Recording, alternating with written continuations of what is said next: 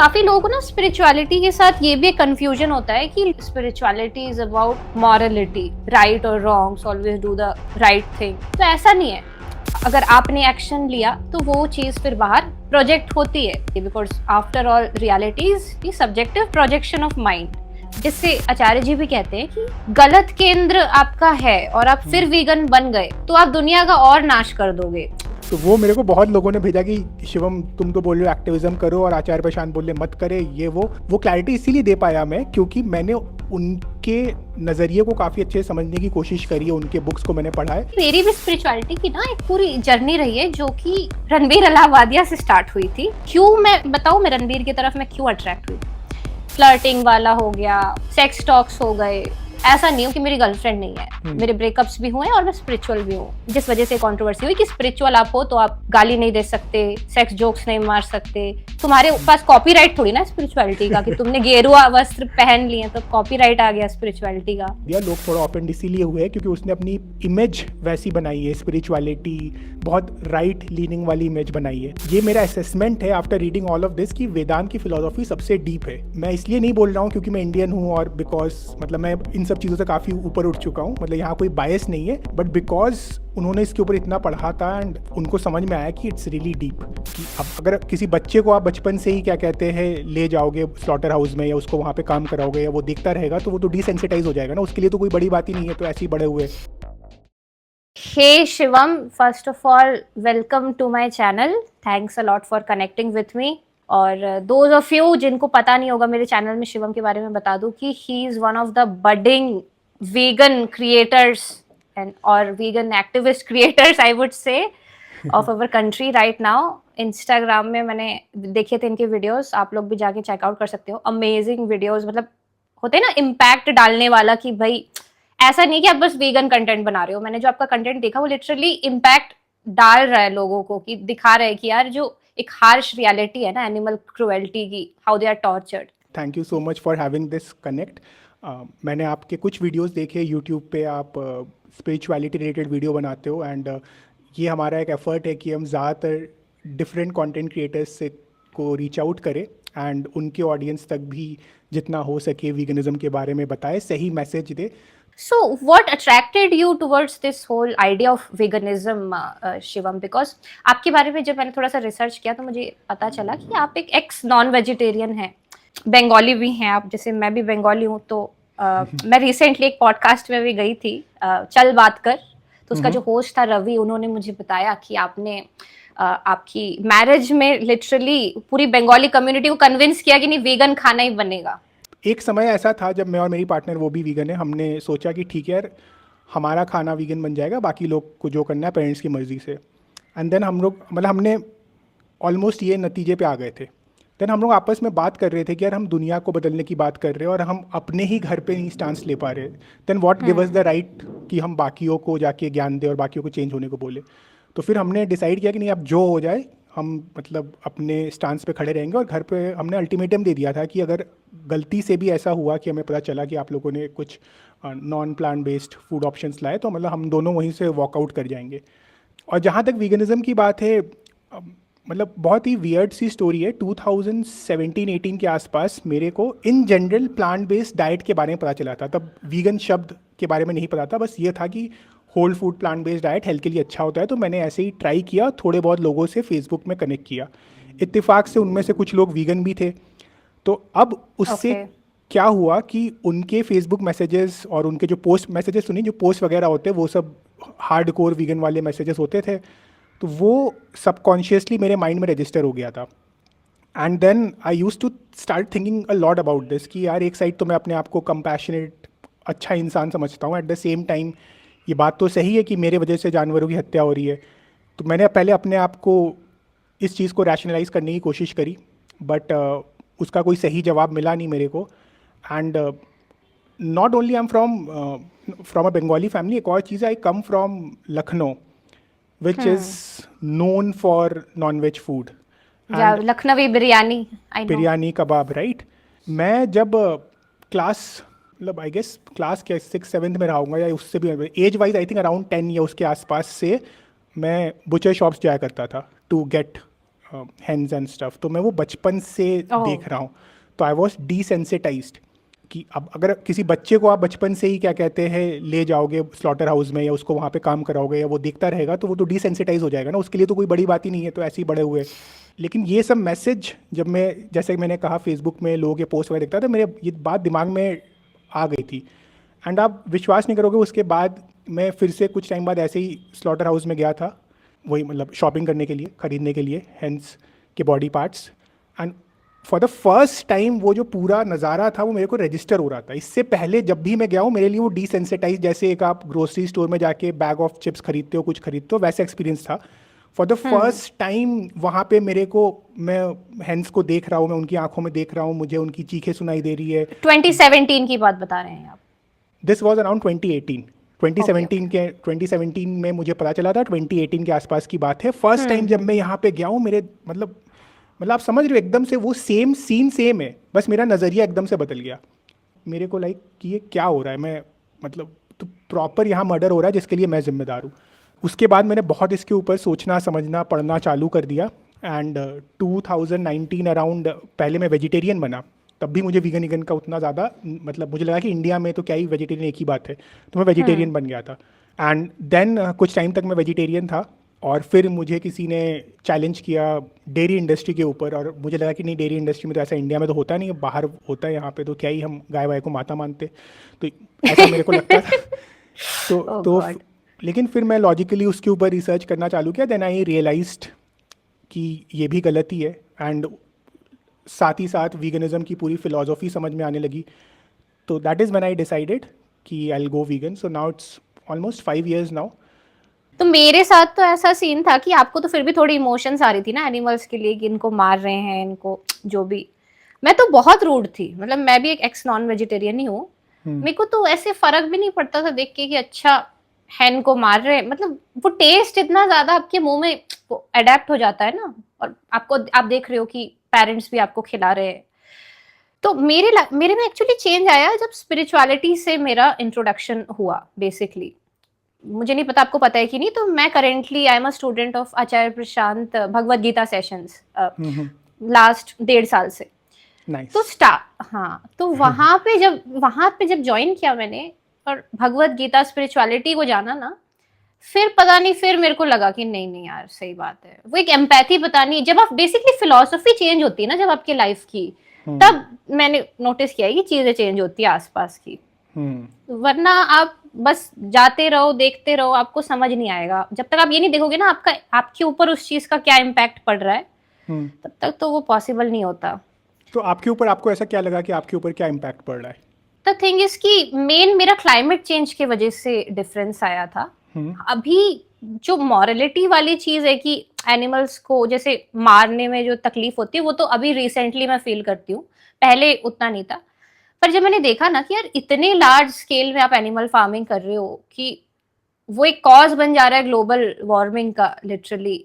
अंदर चेंज की जो आपने बात कही ना कि स्पिरिचुअलिटी की वजह से क्यों, क्या मतलब स्पिरिचुअलिटी कैसे इस चीज में रोल प्ले करती है, तो वही है कि भगवत गीता आप पढ़ोगे तो उसमें राइट एक्शन, निष्कामता, इन सब का कॉन्सेप्ट एक्सप्लेन्ड है। तो आपको लगता है कि ठीक है यार, अगर इन्वायरमेंट को फायदा हो रहा है तो इट्स बेटर कि आप राइट एक्शन लो, तो उस सेंस में। और काफी लोगों को ना स्पिरिचुअलिटी के साथ ये भी एक कंफ्यूजन होता है कि लोग बोलते हैं कि भाई spirituality is about morality, right और wrongs, always do the right thing.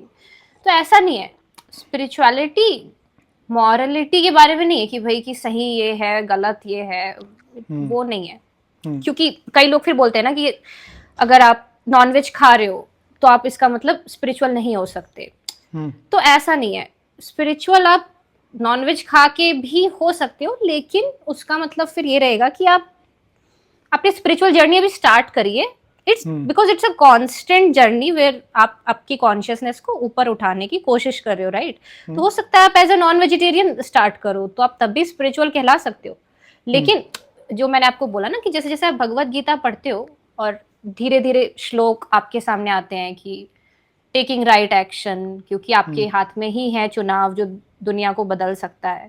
तो जब ये कॉन्सेप्ट्स आप पढ़ते हो ना फिलोसफी के कि यार आपके पास ही चुनाव है, जिससे अगर आपने एक्शन लिया तो वो चीज फिर बाहर प्रोजेक्ट होती है दुनिया में भी दिखाई देती है, because after all reality is the subjective projection of mind, your own choices, through your own choices, उसमें कुछ सुपरस्टिशन नहीं है।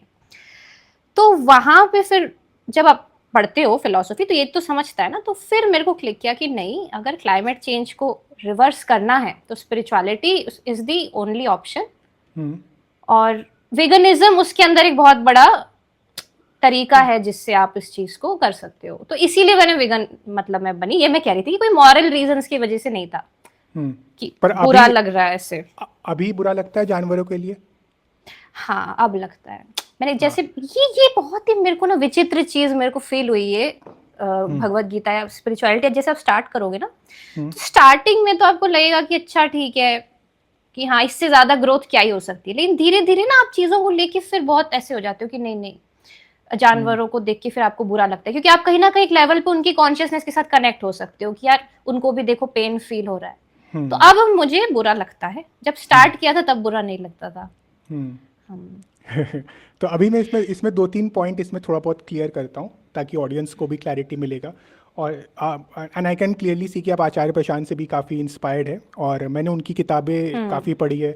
भगवत गीता वाली किताब अभी पढ़ रहा हूँ, वीगनिज्म पे जो उनकी किताब है she just food to you, वो भी पढ़ी हुई है। तो जो आपने सबसे पहली बात बोली, जो स्पिरिचुअलिटी में ऐसा नहीं है कि आप एनिमल फ्लैश खा के भी आप स्पिरिचुअल वो हो सकते हो कि नहीं, तो वही आपने बोला कि वो एक जर्नी है। जर्नी क्या है? एसेंशियली रिफ्लेक्शन की जर्नी है, समझने की, अपने अंदर झांकने की, कि हम देखें अपने अंदर। And after a certain point इंसान एनिमल फ्लैश खाना छोड़ देगा अगर वो सही जर्नी पे है तो अगर फिर भी मान लीजिए कोई कह रहा है कि मैं स्पिरिचुअल हूँ और तब भी सालों साल हो जा रहे हैं तब भी एनिमल फ्लैश खा रहा है, तो इसका मतलब तो करुणा की कमी है अंदर, जिसके जो हमने नहीं देखा है, राइट? ये जिसके साथ हमने कनेक्ट नहीं किया है। ये चीज़ आचार्य प्रशांत ने भी अपने किताब में लिखी हुई है कि after a certain point in time आपको रियलाइज़ हो जाएगा, आप अपने अंदर के जो ऐप है उनको ख़त्म करना जब चालू करोगे तो उसमें से एक ये समझ में आएगा कि हम जो जानवरों के साथ कर रहे हैं दैट इज़ वायलेंस। इसको आप और क्या कहोगे कि हम उनको पकड़ के कैद कर रहे हैं, उनको मार रहे हैं, उनकी आंखों के सामने उनके भाई बहन को मार रहे हैं, सबकी this pure form of violence. Exactly. तो जब आप उस जर्नी पे जाओगे तो आप ऑटोमेटिकली वीगन बन जाओगे। आचार्य प्रशांत का भी जो वीगनिज्म का जो वो प्रचार करते हैं वो इसी माध्यम से करते हैं कि आप अपने अंदर झांको, अपने अंदर की कमियों को दूर करो, करते करते करते आप रियलाइज़ करोगे बाय डिफ़ॉल्ट आप वीगन बन गए। तो मतलब veganism will become a byproduct of who you are. फिर आपने बोला कि आप क्लाइमेट चेंज की वजह से आपने सबसे पहले आप प्लांट बेस्ड डाइट पे शिफ्ट हुए, तो वो एक तरीके से जो क्लाइमेट चेंज के लिए जो लोग चेंज होते हैं वो टेक्निकली अगर मैं एकेडमिक टर्म्स में बात करूँ तो वो वीगन नहीं हुए, वो वही हुआ कि प्लांट बेस्ड डाइट पे गया। हालांकि लोग कंफ्यूज करते, लोग बोलते हैं कि I M vegan for my health and I am vegan for climate and vegan for XYZ reason. तो हालांकि शुरुआत वहाँ से हो सकता है 110%। जैसे कि मैंने भी कहा मेरी जर्नी स्टार्ट इसलिए हुआ था कि मेरे को प्लांट बेस्ड डाइट के बारे में थोड़ा बहुत जानना था। आपकी जर्नी स्टार्ट इसलिए हुआ क्योंकि आपको समझ में आ गया कि एनिमल एग्रीकल्चर एक इतना बड़ा इशू है। बट इसके लिए मैंने आपसे ये सवाल पूछा कि अब आपको बुरा लगता है क्या? तो आपने बोला हाँ, विच मीन्स कि अब आप जानवर के नज़रिए से सोच रहे हो, एंड दैट इज वीगनिज्म। कि अब आप वीगन हो because now you are thinking from the perspective of animal कि यार ये तो गलत हो रहा है। कि कल को अगर मान लीजिए हाइपोथेटिकल सिनेरियो ऐसा होने नहीं वाला है, लेकिन कल को पता चलता है मेघना को कि क्लाइमेट चेंज के लिए प्लांट बेस्ड डाइट पे जाना ज़रूरी नहीं है, कोई और टेक्नोलॉजी आ गई है जिससे हम क्लाइमेट चेंज रिवर्स कर ले रहे हैं और अब हम एनिमल भी खा सकते हैं, तो उस केस में तो नहीं खाऊंगी अब। हाँ, अब आप नहीं खाओगे। हालांकि पहले की मेघना खा लेती क्योंकि क्लाइमेट चेंज के लिए किया था, अब टेक्नोलॉजी आ गई है क्लाइमेट चेंज के लिए, हम एनिमल्स को तब भी मार सकते, लेकिन आप नहीं करोगे ऐसा। That means you have connected with the animals, so that is why you are a vegan now. नहीं, और यही चीज मेन है, पता है कि आपको समझना पड़ेगा अपने कॉन्शियसनेस को पूरी तरीके से कि आप हो कौन। वरना अगर आप, जैसे आचार्य जी भी कहते हैं कि गलत केंद्र आपका है और आप फिर वीगन बन गए तो आप दुनिया का और नाश कर दोगे। क्योंकि रिसेंटली मैंने आपका भी देखा वीडियो कि उन्होंने वीगन एक्टिविस्ट को आचार्य जी ने बोल दिया था थोड़ा सा कि ये लोग तो फिर आपने भी उस चीज में अपना ओपिनियन एक्सप्रेस किया था। तो वहां पे भी मेरे ख्याल से वो मैं जस्ट समराइज कर दे रहा हूँ। और हाँ, नहीं नहीं, मैं ऑडियंस के लिए समराइज कर दे रहा हूँ कि हाँ वो हाँ वीडियो हाँ क्या हाँ। था कि एक लड़के ने किसी तो सेशन में आचार्य प्रशांत जी से पूछ लिया कि मेरे सैटरडे संडे को आपके सेशंस होते, मैं यहाँ पे आऊँ कि एक्टिविज्म पे जाऊँ, तो उसको आचार्य प्रशांत जी ने बहुत लंबे से झाड़ा था कि हम वीगन सब लोगों को यहाँ से बना रहे हैं, तुम क्या करने जा रहे हो, पिज्ज़ा खा रहे हो 600 रुपये का, ये सब।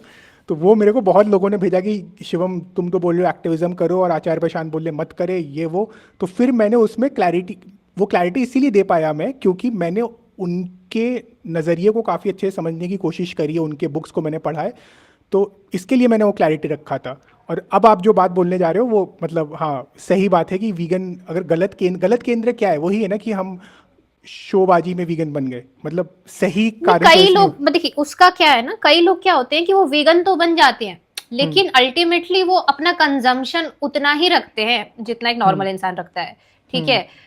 तो वो ठीक है वीगन बन गए, लेकिन अब वो क्या करते हैं कि वीगन शॉपिंग ज्यादा करते हैं, ज्यादा हम्म से ज्यादा कंजम्पशन करते हैं लेकिन वीगन प्रोडक्ट्स का करते हैं। हम्म हो सकता है कि कोई वीगन है, ठीक है, हम्म लेकिन वो ऐसी कोई जॉब जो है कर रहा है जहां पे वो बस पैसा कमाने के लिए वो जॉब कर रहा है, ठीक है, हम्म कोई इम्पैक्ट डालने के लिए नहीं। तो हम्म ओवरऑल फिर क्या, तो बेसिकली केंद्र आपका क्या है, डिजायर से एक्ट करने का, कि आप हम्म आपकी कामना पूरी करने के लिए एक्ट करना चाहते हो, पैसा हम्म कमाने के लिए, ठीक है। हम्म उससे ऊपर वो निष्काम नहीं हुए हो आप, डिजायरलेस एक्शन नहीं है आपका, तो आप फिर वेगन भी बन जाओ, एक्टिविज्म भी कर लो, तो आप फिर ग्लोबल वार्मिंग को क्या, आप उसमें इम्पैक्ट नहीं डाल पाओगे क्योंकि कंजम्पशन तो अल्टीमेटली फिर बढ़ा ही रहेगा ना। तो हम्म ये उनका पॉइंट था। और दूसरा एक और चीज भी, जैसे वो कहते हैं कि सेशंस में कि कई वीगन एक्टिविस्ट्स होते हैं, मतलब वो नहीं कहते, ये मेरा भी पॉइंट ऑफ व्यू है कि कई वीगन एक्टिविस्ट्स होते हैं जो मतलब वीगन एक्टिविज्म की बहुत बात करते हैं, जानवरों की बहुत बात करते हैं, काफी ऐसे पेजेस हैं मैंने देखे हैं, लेकिन वो एक बार भी ये बात नहीं करते कि पॉपुलेशन बढ़ रही है तो आप हम्म पॉपुलेशन को कंट्रोल कीजिए, बल्कि hmm population is the main factor जिसकी वजह से ग्लोबल वार्मिंग बढ़ रही है, ठीक है। हम्म तो इट्स गुड कि आप वेगनिज्म मतलब वेगन एक्टिविस्ट बनो, लेकिन आपको उसे बस वेगन एक्टिविस्ट बनोगे तो नहीं चलेगा, आपको एक स्पिरिचुअल वेगन एक्टिविस्ट बनना पड़ेगा जो हम्म वेगन भी है और स्पिरिचुअल एक्टिविस्ट भी है, तभी वो एक ओवरऑल क्लाइमेट पे इम्पैक्ट डाल पाएगा। तो उनका मतलब वहां से पॉइंट ऑफ व्यू आ रहा था, जो उस बंदे को वो झाड़ रहे थे। तो लेकिन वो काफी गलत तरीके से ले लिया काफी वेगन एक्टिविस्ट ने, हाँ तो वो तो इसके लिए क्रिटिसिज्म आया था। हाँ तो इसके लिए मैंने वो वीडियो बनाया था। तो इसमें ना एक्चुअली दो चीज़ें हैं। एक तो मैं अग्री करता हूँ कि हम वीगन बन गए तो हम एनिमल, हम यहाँ पे उस कैटेगरी की बात ही नहीं कर रहे जहाँ पे लोग शोबाजी के लिए वीगन बनते हैं, जैसे मेन स्ट्रीम मीडिया या मूवीज़ में दिखाया जाता है, तो उसकी तो हम बात ही नहीं कर रहे। उनको मैं शायद वीगन गिनूँ भी ना, वो मतलब फैशन के नाम पे प्लांट बेस्ड डाइट पे चले गए कुछ टाइम के लिए, तो उसकी बात और नहीं सबने करते। अपने अपने ब्रांड खोल रखे हैं वेगन, कोई मिल्क हाँ बेच रहा है, कोई कपड़े बेच रहा है, हाँ हाँ कंजम्पशन बढ़े ही जा रहा है उनका। हाँ तो उन मतलब मैं कह रहा हूँ कि जो फैशन के लिए प्लांट बेस्ड डाइट पे गए हैं या बस ऐसे ही चले गए बिना समझे, उनकी बात ही नहीं कर रहा हूँ मैं, तो उनको हटा देते हैं। अब उन लोगों की बात कर लेते हैं जो एक्चुअल में वीगन बने हैं फॉर एनिमल्स। तो एनिमल्स के लिए वीगन बन रहे हैं, that is like you said is a good thing कि हाँ हमने एनिमल्स का नज़रिया समझा, we thought from their perspective, हमने रियलाइज़ किया कि हम जो कर रहे हैं सीधा सीधा उनके अधिकारों का उल्लंघन है, जिसे हम टेक्निकली राइट्स वायलेशन कहते हैं। तो ये चीज़ से उन्होंने एक स्टेप पीछे ले लिया, विच is a very good thing. That being said, जो आचार्य प्रशांत कह रहे हो, जो आप भी उसी बात को अंडरलाइन कर रहे हो कि हमारे समाज में और भी बहुत सारे चीज़ें हैं और मिनिमलिज्म उसका एक पार्ट हो गया, बीइंग चाइल्ड फ्री या फिर पॉपुलेशन कंट्रोल पे बात करना, ये एक उसका पॉइंट हो गया। तो वीगन बन गए, आपने एनिमल्स का राइट्स वायलेशन रोक दिया, और उसके बियॉन्ड भी क्या आप और अच्छे इंसान बन सकते हो, डेफिनेटली बन सकते हो। सबको बनना चाहिए, सबको अपने अंदर झांकना चाहिए। एंड जिसको आप, कुछ लोग को स्पिरिचुअलिटी शब्द नहीं पसंद है तो उसको वो मत कहो, आप रिफ्लेक्शन कह लो, जो कहना है वो कह लो, that is perfectly fine. But being conscious, जो आपने बहुत अच्छी बात बोली कि being conscious of your choices, ये नहीं कि हम एकदम बस कंज्यूम किए जा रहे एकदम अपने अंदर, चाहे खाना हो चाहे कुछ भी कचरा कंटेंट हो, जस्ट किए जा रहे हैं, दैट शुड नॉट हैपन। लेकिन एक चीज़ है जो बहुत बार जब मैं स्पिरिचुअलिटी की तरफ जो लोग होते हैं, अब कितना होते हैं या फिर वो अपने आप को मानते हैं, दैट्स अ डिफरेंट थिंग, आपको ही पता होगा, बहुत बहुत फेकनेस है इस जगह में, बट ठीक है। तो लोग बोलते हैं कि नहीं, आपको स्पिरिचुअल होना ही होना पड़ेगा वीगन होने के लिए, अदरवाइज नहीं हो सकते। तो उस चीज़ से मैं डिसएग्री करता हूँ, उसका मैं लॉजिक देता हूँ कैसे। वीगनिज्म है क्या? सबसे पहले तो ये समझते कि एनिमल एक्सप्लॉयटेशन रोकना। मेरे वजह से जो एक्सप्लॉयटेशन हो रहा है, मेघना की वजह से जो एनिमल एक्सप्लॉयटेशन हो रहा है, कि आज मेघना को चिकन खाना था तो आप गए शॉप पे और आपकी वजह से किसी जानवर को मार दिया गया, तो आप उसको रोक रहे हो। तो अगर एक सोशल जस्टिस फ्रेमवर्क अगर आप हम बात करें, तो आप veganism is nothing but a state of in action, कि आप कुछ गलत कर रहे थे, आपने उस चीज़ को रोक दिया। आप इसका कोई भी ह्यूमन एग्जाम्पल ले सकते हो कि कोई इंसान चाइल्ड अब्यूज़ कर रहा था, तो चाइल्ड अब्यूज़ को रोकना, और उसी का इक्विवेलेंस यहाँ पे कि एनिमल एक्सप्लॉयटेशन हो रहा था, एनिमल एक्सप्लॉयटेशन को रोकना, दैट इज़ वीगनिज्म। जो अगर हम हार्ड कोर एनिमल एथिक्स की फिलॉसफी से बात करें तो दैट इज़ इट। तो एबॉलिशनिस्ट अप्रोच में ये है कि इस मानसिकता को जड़ से ख़त्म कर देना कि जानवर एक वस्तु है इंसान के कंजम्पशन के लिए। हम उनको एक्सप्लॉइट इसलिए कर रहे हैं क्योंकि हम उनको कंज्यूम करना चाह रहे हैं, तो उस मानसिकता को ख़त्म कर देना। तो उस लिहाजे से veganism is basically A state of inaction, कि आप वीगन बन गए तो ठीक है, आपने डायरेक्ट एनिमल एक्सप्लॉयटेशन अपने आपके से जो भी जुड़ा हुआ था आपने वो रोक दिया। एंड एपी जो बात बोल रहे हो और आप जो बात बोल रहे हो, देन वो बात इसके वन स्टेप आगे जा रही है कि ठीक है, तुमने एनिमल एक्सप्लॉयटेशन तो रोक दिया, but are you still mindful of your choices in general? आप मिनिमलिज्म की बात कर लो, तो which is also a very good thing. And of course वो सोसाइटी तक हम पहुँच गए तो पहुँच गए, नहीं पहुँचे देन एटलीस्ट वीगनिज्म की जो परिभाषा में आता है कि सोशल जस्टिस मूवमेंट, जो मतलब मेरा भी एम ये है कि एनिमल्स को एक दिन जस्टिस फ्रेमवर्क से प्रोटेक्शन मिले। आज के डेट में भी क्राइम इतने होते हैं, ह्यूमंस के क्राइम होते हैं, ठीक है ना, बट एटलीस्ट जस्टिस फ्रेमवर्क से आपको और मेरे को प्रोटेक्शन है कि कोई अगर हम पे हमला करे तो हम उसके खिलाफ कार्रवाई हो जाएगी, ठीक है। अभी क्राइम फिर भी हो रहे हैं, बट स्टिल एक लेवल तक प्रोटेक्शन है हमारे पास। वीगनिज्म वहाँ पे उतना है कि social justice movement for the animals, की इनको भी इन एनिमल जो ह्यूमन एक्सप्लॉयटेशन, जो ह्यूमंस उनका एक्सप्लॉयटेशन कर रहा है, उससे मुक्ति मिले, और जो सबसे लोएस्ट फॉर्म ऑफ जो उनको प्रोटेक्शन मिल सकता है एक टाइम के बाद, that is a justice system. तो आप समझ रहे हो दोनों में बारीकियां जो है। एक्चुअली पता है यहाँ पे एक चीज क्या मिस आउट कर रहे हैं लोग, हमारे पास ना शिवम दिक्कत ये है कि टाइम नहीं बचा है, और ये लोगों को समझ नहीं आ रहा। टाइम एज इन मैं क्लाइमेट चेंज की बात कर रही हूँ कि ऑलरेडी 2024 में अगर आप देखें तो 1.5 डिग्री से ऊपर टेम्परेचर क्रॉस करते जा रहा है, और अगर ये टेम्परेचर और बढ़ गया, ठीक है, मतलब 3 डिग्री तक अगर पहुंच गया, तो negative feedback loop cycle start हो जाएंगे और एक क्लाइमेट रन अवे की कंडीशन आ जाएगी कि अब इसके आगे आप क्लाइमेट चेंज को नहीं रोक सकते। तो बेसिकली ये हुआ है इंडस्ट्रियलाइजेशन के बाद से, कि इंडस्ट्रियलाइजेशन का ग्राफ भी बढ़ा है, कार्बन एमिशन भी बढ़ा है। अब कुछ वीगन एक्टिविस्ट्स क्या करते हैं ना, बस वीगन नहीं, ये मैं सारे एक्टिविस्ट की बात कर रही हूँ जो मैंने भी ऑब्जर्व किया है, ग्रेटा थनबर्ग को भी आप इसमें इंक्लूड कर सकते हैं, ठीक है। हाँ, तो ये लोग क्या करते हैं कि ये नहीं देख रहे कि भाई एक इमरजेंसी सिचुएशन है, कि सबको मिलके, स्पिरिचुअलिस्ट हो, वीगनिज्म वाले हो, सारे एक्टिविस्ट को मिलके किसी भी तरीके से क्लाइमेट चेंज को रोकना पड़ेगा, कि ये जो 1.5 डिग्री है ना वो कम हो जाए। अब ये जो एक्टिविस्ट हैं ग्रेटा थनबर्ग टाइप के, या कुछ जो हैं, वो क्या करते हैं कि मॉरल लेक्चर बहुत दे देते हैं कि ये मत करो, वो मत करो, ये मत करो, लेकिन फिर वो उसके चक्कर में ये भूल जा रहे हैं कि भाई ठीक है, तुम अपने आप को ये बता दे रहे हो कि हाँ क्लाइमेट चेंज हो रहा है और इसमें मैं ये पार्ट प्ले कर रहा हूँ, तो मेरा काम हो गया, अब मुझे और कुछ करने की जरूरत नहीं है। मैं पॉपुलेशन कंट्रोल की भी बात नहीं करूंगा, और बाकी जो इंडस्ट्रीज का जो बढ़ना है उसके बारे में भी बात नहीं करूंगा कि पूरी ही इंडस्ट्रियलाइजेशन कम हो जाए। ऐसा नहीं कि वीगन ब्रांड खरीद लूंगा फिर मेरा ब्रांड स्टार्ट कर दूंगा, तो फिर आप भी वही कर रहे हो ना, आप भी इंडस्ट्रियलाइजेशन बढ़ा रहे हो, वीगन ब्रांड से बढ़ा रहे हो। तो पॉइंट यहाँ पे आ जाता है कि अब वो स्टेट नहीं बची है कि हम सबको अपना अपना तरीके से जीने दे, कि भाई अभी मैं वीगन एक्टिविस्ट हूँ या कोई तो भी एक्टिविस्ट हूँ, तो मैं अपने हिसाब से मैंने इतना काम कर लिया। नहीं, अभी सबको कंबाइन होके अगर नहीं टारगेट किया ना ग्लोबल वार्मिंग को, तो क्लाइमेट रनअवे सिचुएशन कुछ सालों में आ जाएगी, हम कुछ नहीं रोक पाएंगे। इसीलिए मतलब ये पॉइंट है कि ठीक है, आप एक्टिविस्ट हो या आप स्पिरिचुअलिस्ट हो, नॉन वेजिटेरियन ईटर भी क्यों ना हो, लेकिन आप अपने तरीके से ऐसा कुछ करो कि क्लाइमेट चेंज जो है वो कंट्रोल में आ जाए। ऐसा नहीं कि बस आपने बोल दिया कि हाँ मैं एक्टिविस्ट हूँ, मैंने ये बात बोल दी, अब मैं इसके आगे नहीं बोलूंगा, अब आगे मेरा प्लान है कि मैं अपनी ब्रांड खोलूंगा और कंजम्पशन करूंगा वीगन ब्रांड। तो ये नहीं होना चाहिए। At the end. तो क्योंकि फिर आप 1.5 डिग्री से टेम्परेचर कम कैसे करोगे? वीगन जो लोग हैं उनसे एक होप है कि वो लोग हैं जो आगे आ रहे हैं कि यार हम इस मतलब अर्थ के लिए कुछ अच्छा करना चाहते हैं, बस एनिमल्स के लिए नहीं। अब बस एक्टिविज्म तक मत रुको, वरना आपने हाथ झाड़ लिए कि मेरा कर्म हो गया। कर्म ऐसे खत्म नहीं होता ना, वो तो लगातार चलेगा। तो ये वाली ये एक पॉइंट ऑफ व्यू भी है, मतलब तो वो बाकी लोगों का।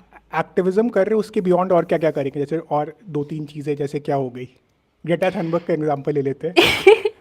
नहीं मतलब बात ये है कि उसने बोला क्या एक बार भी पॉपुलेशन के बारे में? आप बताइए। बोला उसने पता नहीं, उसने मैंने बोला। उसको मतलब हाँ मैंने तो उसको ऐसा फॉलो नहीं किया उसका work, but at her age I think काफी कुछ किया है। अब फिर ये भी होती है ना कि नहीं लोगों नहीं को किया नॉन कि I agree, I respect that, मतलब मैं बस एक एग्जांपल के थ्रू बता रही थी। नहीं, वो ये भी होता है कि नॉलेज का भी एक फैक्टर होता है। फॉर एग्जांपल मैंने अपने चैनल में कुछ टाइम पहले नहीं, इनफैक्ट 2025 का जो मेरा फर्स्ट वीडियो था उसमें चैनल अपडेट में मैंने यही बोला है, फर्स्ट वीडियो या फिर लास्ट ईयर का लास्ट वीडियो, इनमें से एक में इसमें ये बोला है कि इस साल मैं क्लाइमेट चेंज के ऊपर बात करूँगा।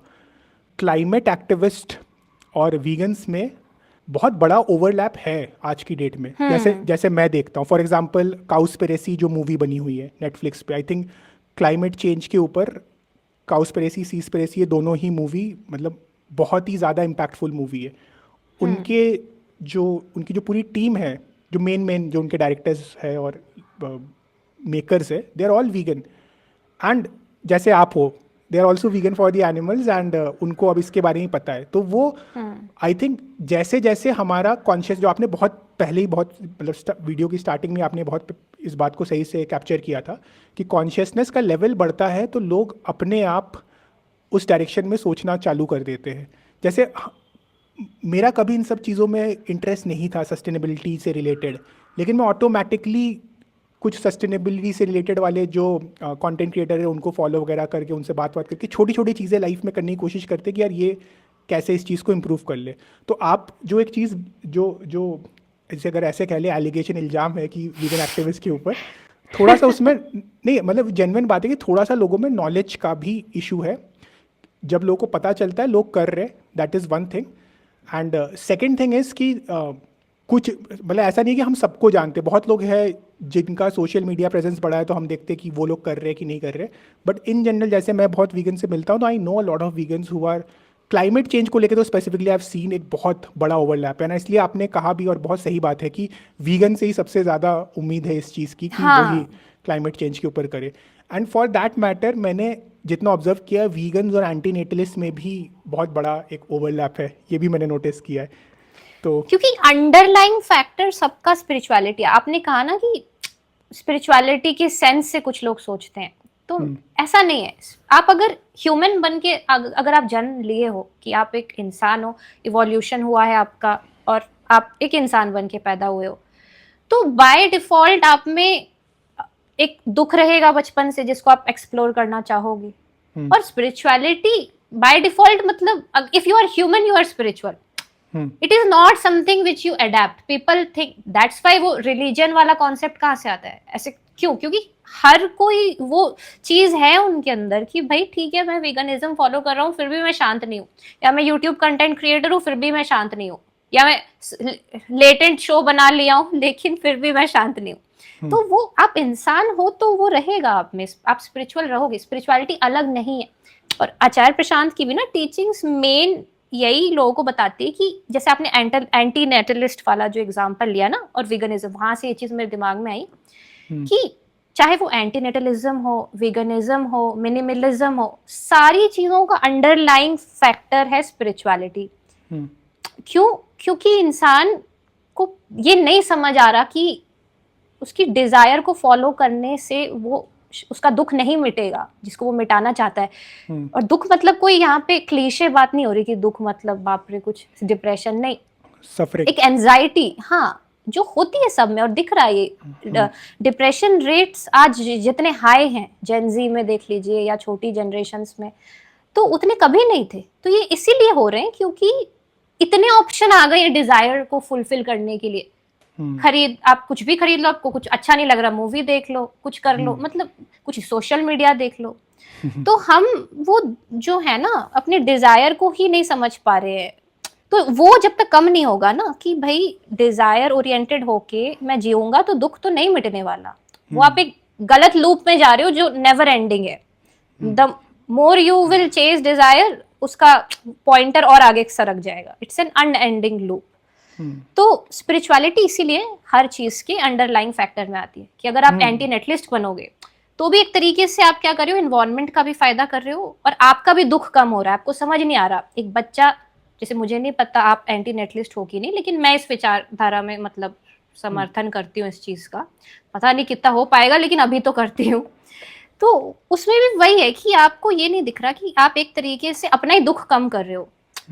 आप अगर आज एक बच्चा पैदा नहीं करते हो तो आप कितने चीज़ों से बच जाओगे। आपको किसी को बड़ा नहीं करना पड़ेगा, उसकी एजुकेशन में दिमाग नहीं खराब करना पड़ेगा। ऐसी हमारा ही ठिकाना नहीं, 50 साल बाद क्लाइमेट चेंज की वजह से पता चल रहा है सब मर गए, तो ये भी एक चीज़ है, बच्चा बड़ा होगा कि नहीं। तो वहां पे स्पिरिचुअलिटी आ जा रही है कि हर तरीके के डिजायर को कम करना। हम हर कोई स्पिरिचुअल है, बस उस चीज को जगाना है, तभी क्लाइमेट चेंज रिवर्स हो सकता है। और उसके अलग अलग ब्रांचेस हैं, एंटीनेटलिज्म, वीगनिज्म, और भी बहुत होंगे, मतलब हर तरीके के।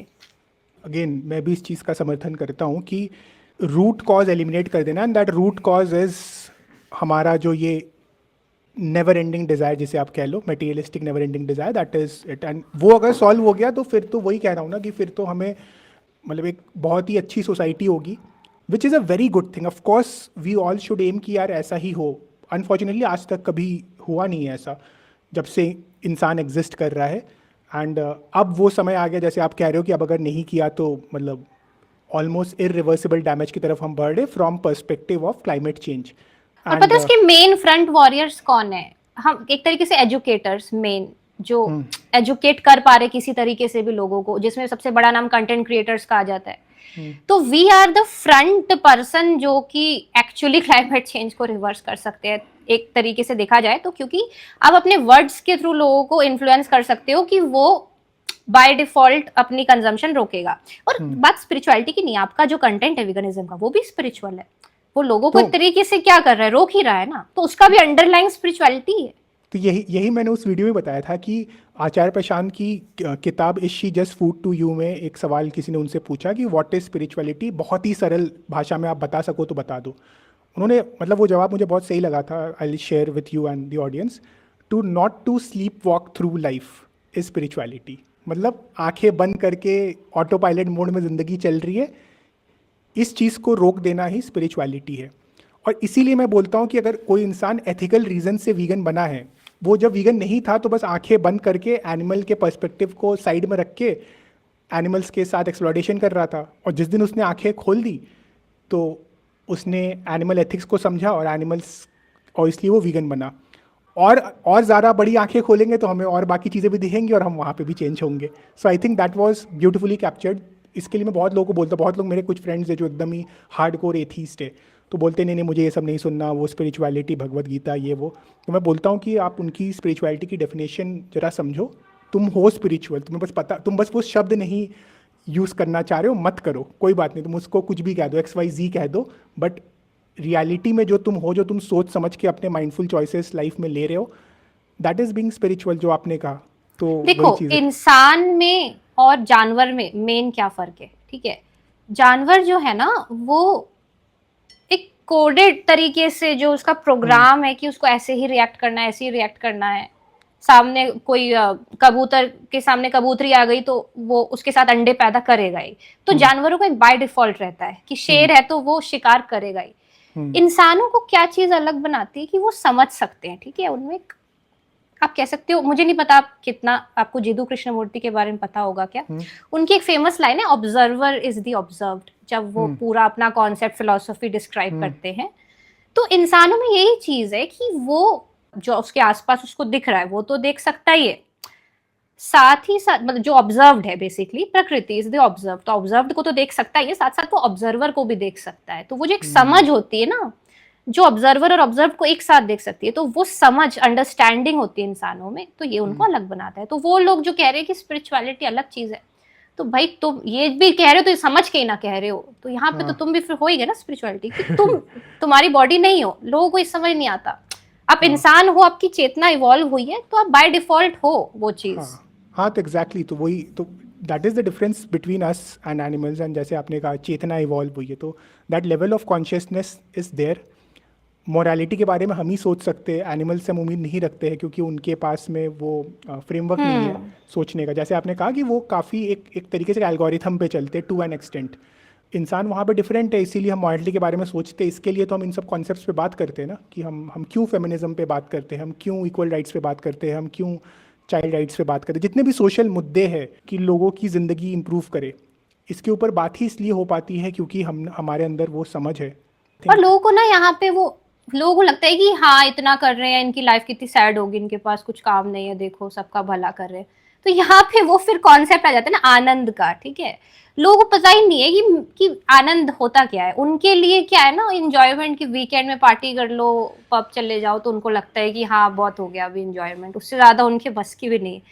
पर जब आपको स्पिरिचुअलिटी समझ आएगी ना, तो आपको पता चलेगा कि भाई लाइफ में ना आनंद नाम की एक चीज होती है। और कोई स्पिरिचुअल पर्सन या कोई गौतम बुद्ध या कोई कबीर ऐसी वो डिसीजन नहीं ले लेता है राइट एक्शन लेने का। उसको उसके बदले में भाई एक आनंद, मतलब क्या, एक रिलैक्सेशन मिल फुलफिलमेंट, रहा होता है। हाँ, एक फुलफिलमेंट।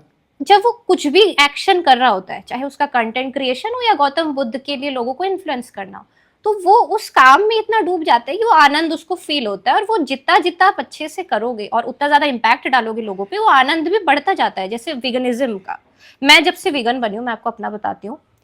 मैं पहले बहुत एंजाइटी लेवल्स थे मेरे, ठीक है, लेकिन अभी भी है, लेकिन अब मैं जब जानवरों को, जैसे क्या होता था कि पहले मैं जब नॉन वेजिटेरियन थी और मैं कहीं कार में बैठी हूँ, पास हो रही हूँ कहीं से, और पीछे मैंने देखा कि बहुत सारी मुर्गियां हैं, उनको ट्रक में ले जाया जा रहा है ना बंद करके, तो मुझे बुरा लगता था और एक एंजाइटी कैप्चर हो जाती थी दिमाग में ना, एक ट्रॉमा। और वो, लेकिन मैं वैसे ही एक्ट करती थी। तो एक मेरी ओवरऑल एक मेरा पर्सनालिटी कैसे बन गया था, एग्रेसिव, कि हाँ मुझे फर्क नहीं पड़ता, वो इनके साथ जो भी हो रहा हो, मुर्गियों को ले जा रहे तो।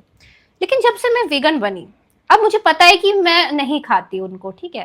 तो अब जब वो मैं सेम उसी कार पे बैठती हूँ और वहां से जब बगल से वही गाड़ी जाती है मुर्गी वाली, तो अब मेरे को आनंद रहता है कि अरे मैं नहीं हूं इसमें शामिल। तो मेरा आनंद का लेवल बढ़ गया यहाँ पे। अब एंजाइटी जो थी वो घट गई, तो उसका फायदा मुझे क्या मिला कि मैं अब एक एग्रेसिव पर्सनालिटी नहीं हूँ। अब मुझे फर्क पड़ने लगा है, तो अब मुझे हर चीज से फर्क पड़ेगा।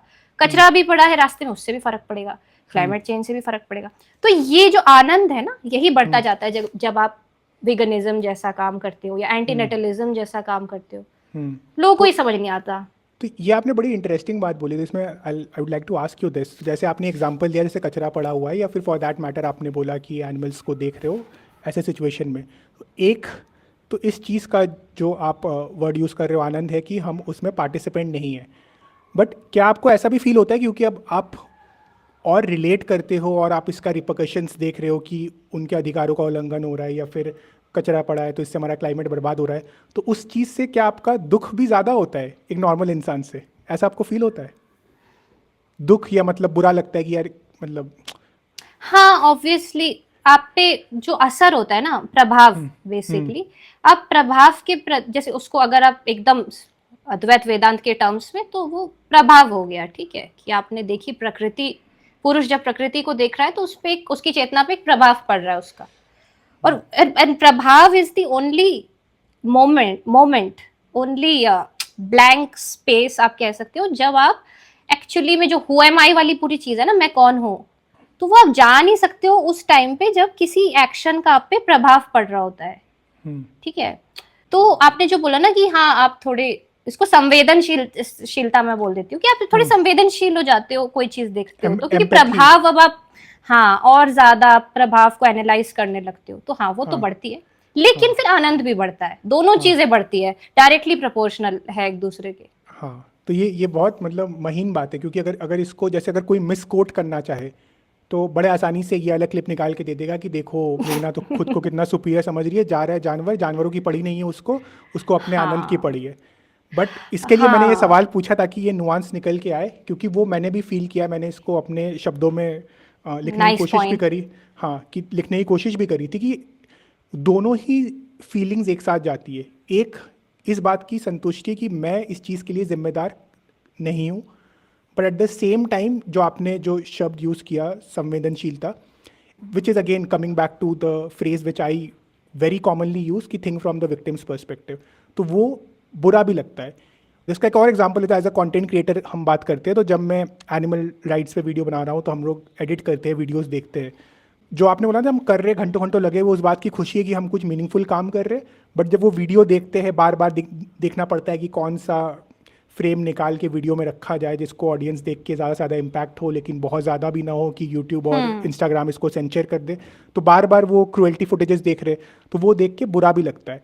दोनों चीज़ें जैसे आपने बोला डायरेक्टली साथ साथ चलती है, which again comes from a place of consciousness कि आप बस एग्जिस्ट नहीं कर रहे हो, आप प्रॉपरली जो आपने कहा ना कि ऑब्जर्व कर रहे हो आसपास, एंड उस डेटा पॉइंट से आप खुद भी चेंज हो रहे हो और आसपास भी चेंज लाने की कोशिश कर रहे हो. यहाँ पे एक और फैक्टर मैं ऐड करना चाहूंगी, वरना लोगों को लगेगा कि बहुत दुखी कन्वर्सेशन हो जा रहा है. ठीक है, एक चीज है कि डायरेक्टली प्रोपोर्शनल है दोनों चीजें, कि आपकी जब एम्पैथी बढ़ेगी तो आपको हर चीज का दुख फील होगा. लेकिन जब आपको स्पिरिचुअलिटी, बस 2-3 चीजों के बारे में नहीं, बहुत चीजें उसमें अनएंडिंग चीजें हैं, जितना आप जानोगे उतना कम है. कभी कभी लोग कहते हैं इसीलिए कि यार जितना आप जानोगे वो कम पड़ता है. Spirituality is an endless process. कभी नहीं बोल सकते कि नाउ आई एम एनलाइटेंड. जो ये बोलता है वो ढोंगी है. इट्स अ कंटिन्यूस प्रोसेस जो आपकी एट द एंड जब तक आप मरोगे तब तक चलेगी. ठीक है, तो मैं यहाँ पे ये बोलना चाह रही थी कि जब आप स्पिरिचुअलिटी समझोगे तो एक वर्ड आता है ये भगवत गीता में, निर्ममता. निराशी निर्ममो भूत्वा युद्धस्व. तो श्री कृष्ण कहते हैं अर्जुन को कि निर्मम हो जाओ. तो जब आप स्पिरिचुअलिटी अंडरस्टैंड करने लगते हो तो संवेदनशीलता तो आप में आती है, लेकिन निर्ममता भी आ जाती है. निर्ममता मतलब कि ममता मतलब क्या है, माइंड, कि अरे मेरा है, ये मेरा है. तो एक आप निर्मम हो जाते हो कि आपको ठीक है एनिमल्स दिख रहे हैं, गंदे फुटेजेस दिख रहे हैं, लेकिन आपको पता है कि यार I am doing meaningful work to make this possible. तो वो क्योंकि आप एक निर्ममता से देख रहे हो तो आपके आनंद में फर्क नहीं पड़ता. क्योंकि नाउ आपको भले ही दुख बढ़ गया, संवेदनशीलता आपकी बढ़ गई, बट साथ में निर्ममता भी बढ़ गई. आप डिटैच हो गए उस चीज से. आपको दिख रहा है कि ठीक है मुर्गी के गला कट रहा है, लेकिन आपको पता है मैं तो उसको सेव कर रहा हूँ ना, मैं इससे ज्यादा क्या कर सकता हूँ. अब एक बियॉन्ड, आपका बस कर्म में ही अधिकार है, उसके फल में नहीं. इसमें भी भगवत गीता का एक श्लोक आता है कि कर्मण्येव अधिकारस्ते, राइट. तो आपको पता है कहीं ना कहीं कि यार मैं अपना कर्म कर रहा हूँ. और इसमें पता है लाओ त्जू, मुझे नहीं पता आपको पता होगा, ताओ ते चिंग करके एक फिलोसफी है, उसके लाओ त्जू बहुत फेमस ईस्टर्न फिलोसोफर है. तो उनकी एक लाइन है कि स्टेप बैक करना बहुत जरूरी है, कि यू शुड नो कि when you should step back, take your work and then take a step back. ये पूरी लाइन है वो ताओ ते चिंग की. तो वो वही चीज हो गई कर्मण्येव अधिकारस्ते. तो आपको फिर यहीं से फिर निर्ममता आ जाती है. दिख रहा है ठीक है यहाँ पे ये सब हो रहा है, पर आपको पता है कि यार मैंने अपना काम किया है, now I am stepping back. तो बेसिकली यही पे स्पिरिचुअलिटी आ जाती है कि जब आप स्पिरिचुअलिटी को कंबाइन कर देते हो ना, कंटेंट क्रिएशन के साथ करो चाहे आप एक्टिविज्म के साथ करो, आपकी लाइफ में आनंद आ जाता है. बस खत्म बात. जो एक नॉन स्पिरिचुअल पर्सन के लाइफ में नहीं आता. तो आप कहीं ना कहीं आप फिर स्माइल करोगे, काम करोगे, दुखी भी होगे, लेकिन आपको पता रहेगा कि निर्ममता रखनी है भाई, क्या करें अब दुखी हो रहे हैं तो. हाँ, तो ये मतलब जैसे थोड़ा सा अगर मैं इसको और डम डाउन करूँ for my understanding and for people like me, कि ऐसा नहीं कि जो हमने बोला कि आनंद आ रहा है ना उसके साथ साथ जिसको हम दुखी होना, एक्चुअल में वो दुखी वो शब्द भी सही नहीं, वो सफरिंग के साथ रिलेट करना, एम्पैथी, जो भी वो शब्द कह लो. उसका एग्जैक्ट वर्ड है ताप त्रय बोलते हैं उसको स्पिरिचुअलिटी में. तो ताप मतलब फीवर. इट्स नॉट दुखी, आपको एक फीवर फील हो रही है, you don't know how to express it. तो ये दोनों फीलिंग एक साथ एग्जिस्ट करती है. ऐसा नहीं कि एक दूसरे को कैंसिल करके जीरो आउट हो रही है. ये दोनों फीलिंग एक साथ एग्जिस्ट कर रही है. तो आप दोनों ही चीज़ें कर रहे हो. So there is that sense of fulfilment, and at the same time जो आपके आसपास हो रहा है you are mindful of it. और आपने जो स्टेप बैक करने की बात करी, आई थिंक हर फिलोसफी में कुछ ना कुछ इसका वेरिएशन किसी न किसी तरीके से बोला गया है. अब स्टोइसिज्म में भी इसी बात को ऐसे बोला गया है कि आप सिचुएशन से खुद को मुक्त करके फिर देखो, तब आप निष्पक्ष भी रहोगे. एंड आप बहुत ज़्यादा अगर इन्वॉल्व हो जाओगे, बहुत ज़्यादा इमोशनल हो जाओगे, तो आपकी सोचने की क्षमता भी कम हो जाएगी. मैंने बताया ना, मैं 1 साल पहले मैंने कॉर्पोरेट जॉब छोड़ दिया. जब मैं कॉर्पोरेट जॉब में था तो एकदम used to look forward to यार फ्राइडे आएगा, मंडे, फ्राइडे, सैटरडे, संडे. अब मेरे लाइफ में ऐसा बिल्कुल नहीं है.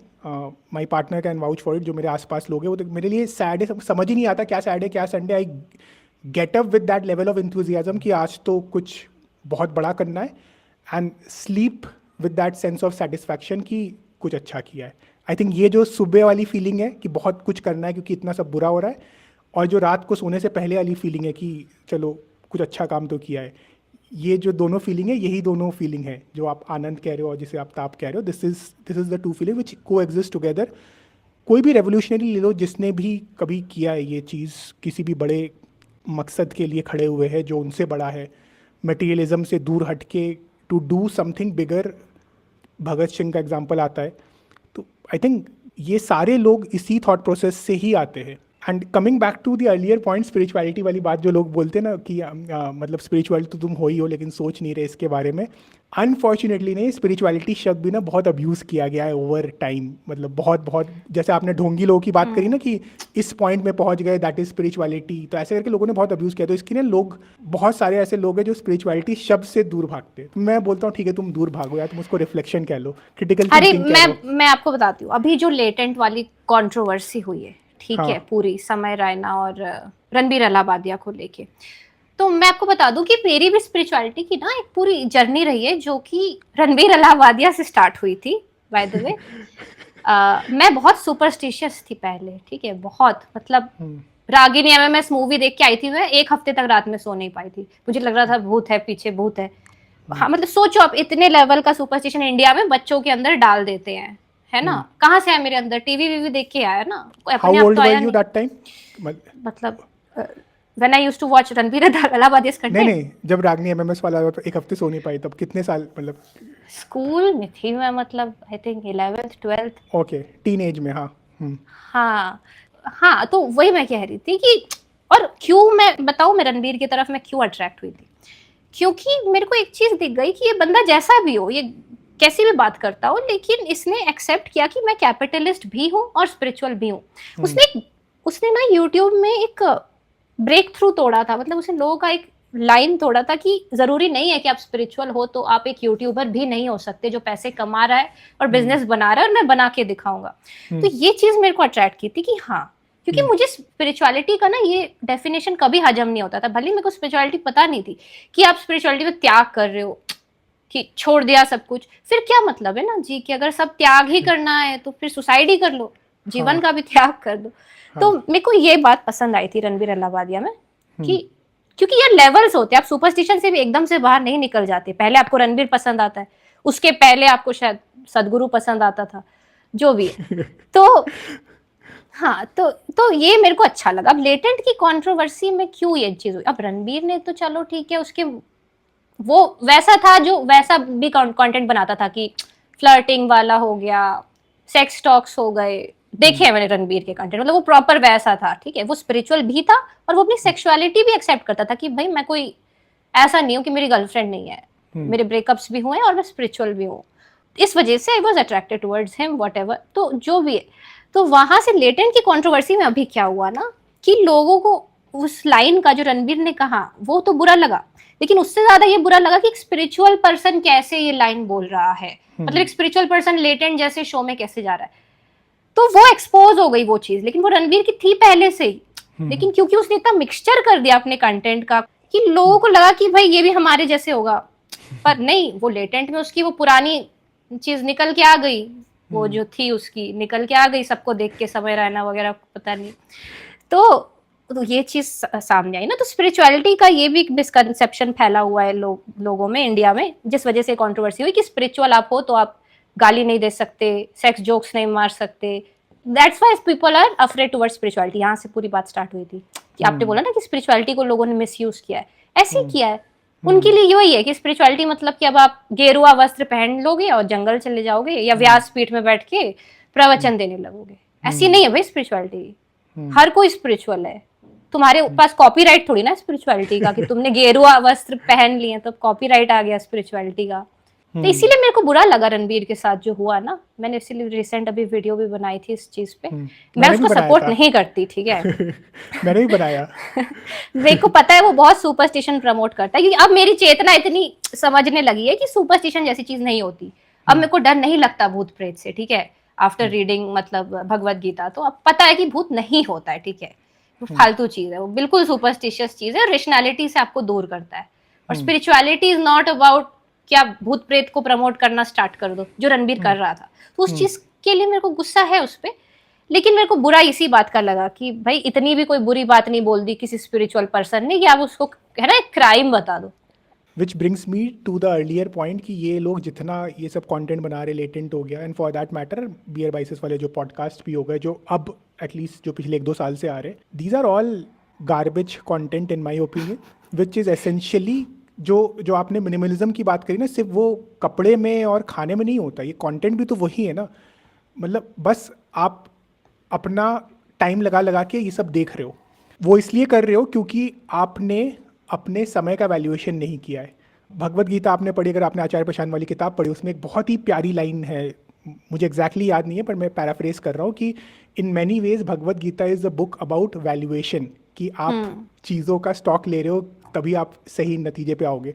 तो लोगों को अपने समय अपने समय शब्द यहाँ पे गलत हो जाए, अपने टाइम का अपने टाइम का वैल्यू नहीं है, अपने अटेंशन का वैल्यू नहीं है। इसके लिए आप हफ्ते में 10-15-20 घंटे लगा के इस टाइप का आप, अगर आप 2 पॉडकास्ट देख रहे हो, एक पूरा लेटेंट एपिसोड देख रहे हो, ये सब कर रहे हो, and this is like just example. अभी इनकी कंट्रोवर्सी इस टाइप का 80-90% लोग उसी का पॉडकास्ट टेम्पलेट फॉलो करते हैं। तो ये सब अगर आप देख रहे हो, then again it comes down to the fact कि आपने अपने चीज़ों के बारे में समझा ही नहीं, आपने अपने समय का वैल्यूएशन नहीं किया, अपने टाइम का वैल्यूएशन नहीं किया, which is leading to all of this. So that doesn't deserve so much of attention. And of course जो उसको क्राइम वगैरह घोषित कर दिया जा रहा है और केसेस बन रहे, that is so outrageously stupid. Media should be criticize and politicians should be criticize जो इसके ऊपर इतना समय लगा रहे हैं। लोग थोड़ा ऑफेंड इसीलिए हुए हैं क्योंकि उसने अपनी इमेज वैसी बनाई है, स्पिरिचुअलिटी बहुत राइट लीनिंग वाली इमेज बनाई है, राइट विंग लीनिंग वाली इमेज बनाई है। मेरे ख्याल से ना कंटेंट क्रिएशन में यूट्यूब में भी ये बहुत ही दिक्कत है एल्गोरिथम की, कि एल्गोरिथम मतलब अच्छे कंटेंट को उतना नहीं पुश करता जितना एंटरटेनमेंट कंटेंट को पुश करता है। पर यूट्यूब क्यों करेगा? यूट्यूब ऐसा क्यों करेगा? यूट्यूब को कमाने हैं पैसे, यूट्यूब को कमाने हैं पैसे, पैसे कहाँ से आएंगे? वॉच टाइम से आएंगे। वॉच टाइम कहाँ से आएगा? लोगों से आएगा जो अपना टाइम दे के वॉच कर रहे हैं। तो इसके लिए यूट्यूब इस टाइप का कंटेंट सामने ला रहा है। सो that is how this game is all about. TRP वाला ही गेम है।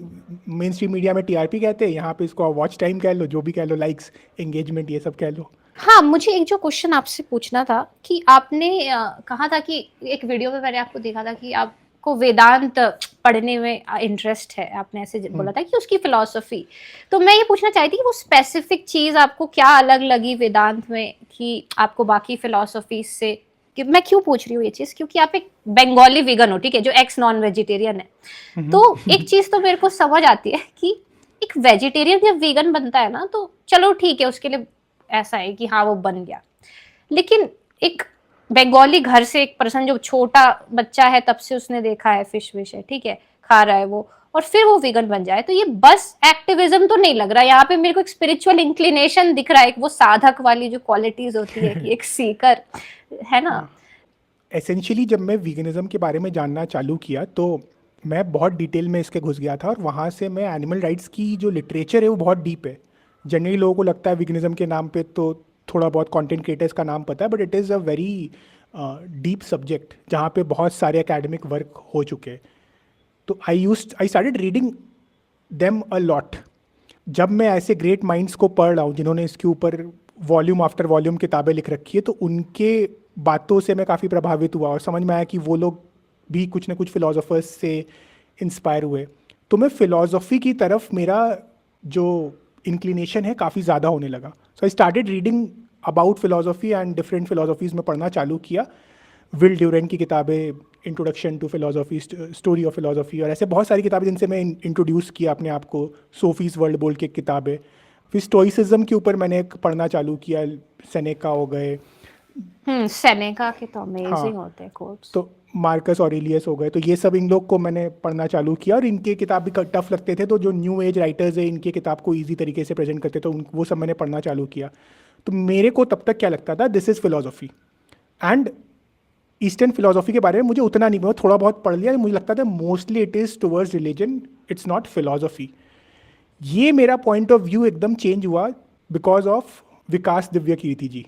अगर आप उनको जानते हो, जो प्रोफेसर विकास दिव्यकीर्ति दृष्टि हाँ IAS, हाँ हाँ हाँ हाँ, तो वो जानती हूँ। लॉन्ग फॉर्म वीडियो बनाते हैं। उनका एक एथिक्स के ऊपर एक लेक्चर है। उसके ऊपर में जब उन्होंने फिलोसॉफी के डिफरेंट ब्रांचेस के बारे में बात करना चालू किया, उन्होंने बोला वेदांत के ऊपर, उन्होंने उसके ऊपर चर्चा किया, और तब उन्होंने बताया कि वेदांत एक फिलोसॉफी है। ही someone who is very deep into philosophy. वो खुद भी बोलते कि मैं फिलोसोफर का, मतलब फिलोसॉफी का काफ़ी ठीक ठाक स्टूडेंट हूँ, मैं काफ़ी टाइम से इसके ऊपर पढ़ रहा हूँ। और उन्होंने ये बात बोला था कि ये मेरा असेसमेंट है after reading all of this कि वेदांत की फिलोसॉफी सबसे डीप है।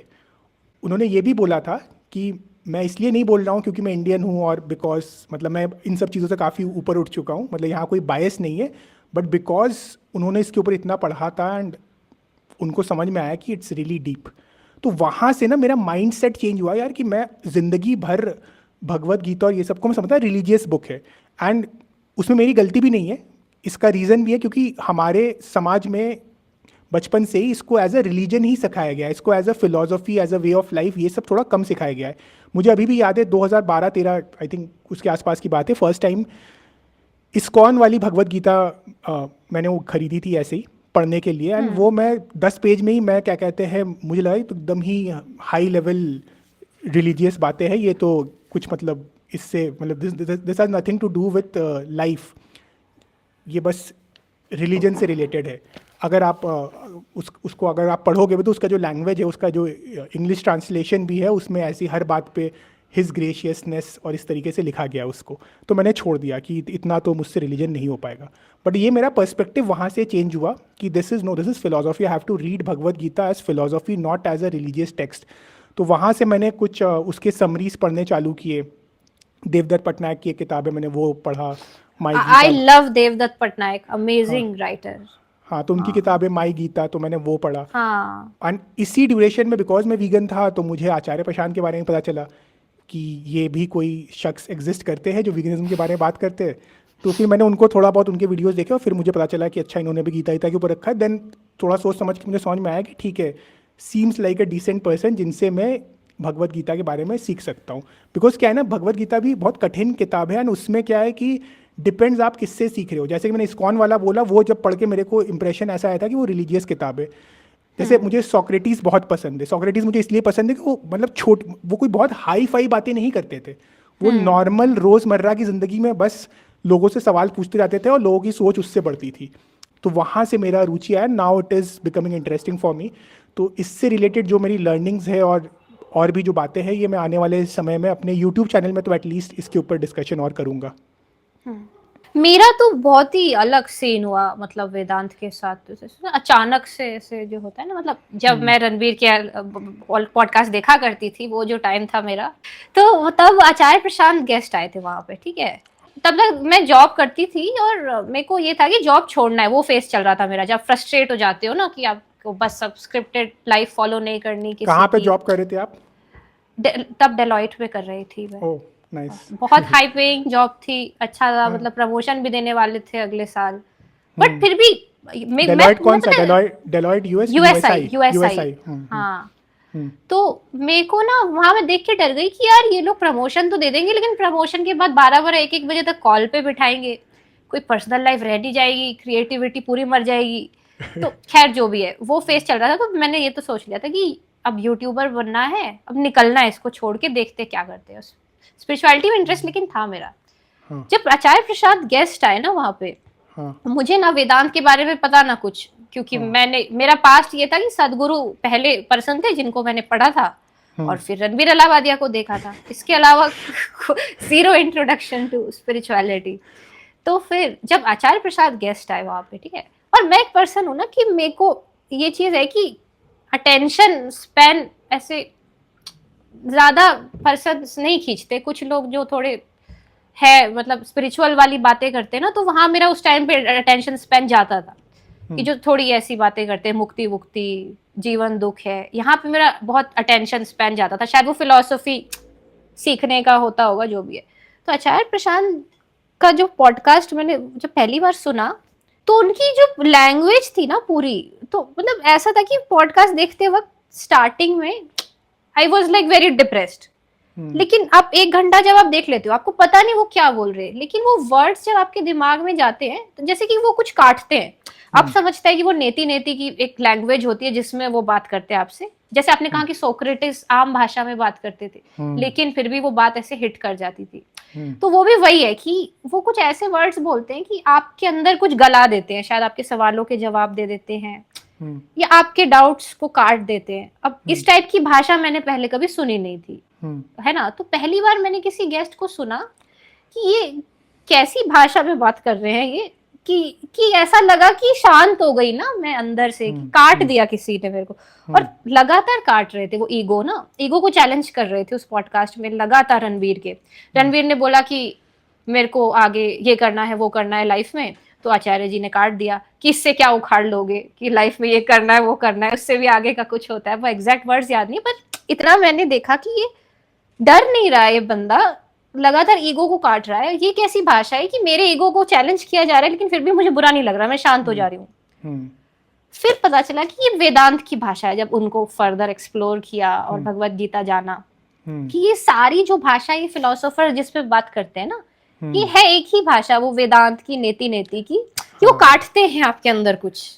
तो मेरा भी वही सीन। ये बात तो बहुत, मैं जब अब वेदांत ये भगवत गीता पढ़ रहा हूँ तो मैं I was just telling this to my partner the other day कि यार कितनी ज्यादा सिमिलैरिटी है इसमें और स्टोइसिज्म में।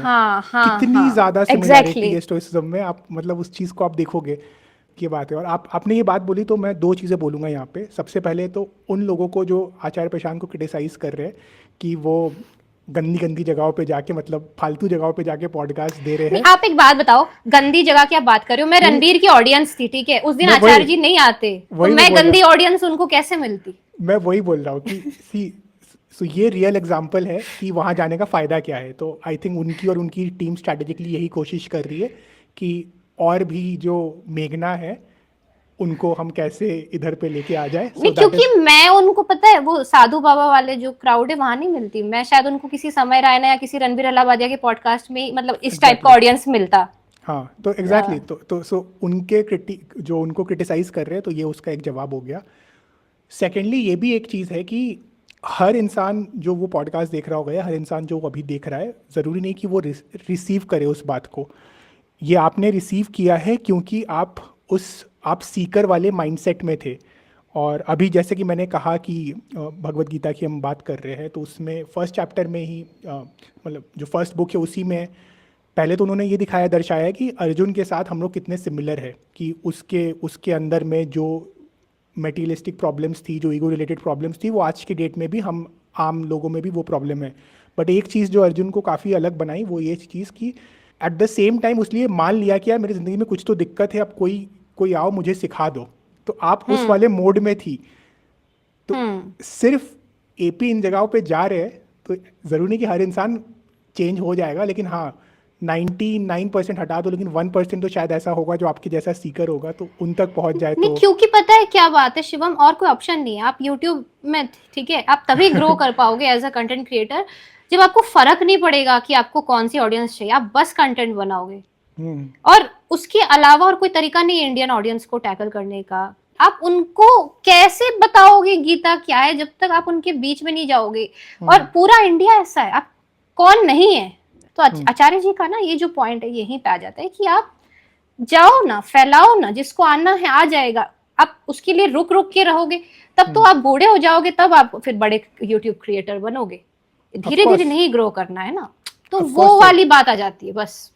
नहीं तो मैं तो इस चीज़ को मैंने अपने चैनल पे भी बोला है कि ये बात तो वो जा रहे हैं, मेरा ये शब्द है कि वो गाली गलौज वाले पॉडकास्टर्स के पास जा रहे हैं, बिकॉज वही है कि रीच है, क्योंकि वही पे तो ऑडियंस है जिनको सुधारना है। यूट्यूब वाले माइंडसेट में मैं अब धीरे धीरे आ रहा हूँ। इससे पहले तो मैं मतलब मेरा यूट्यूब का journey was more about documenting my work.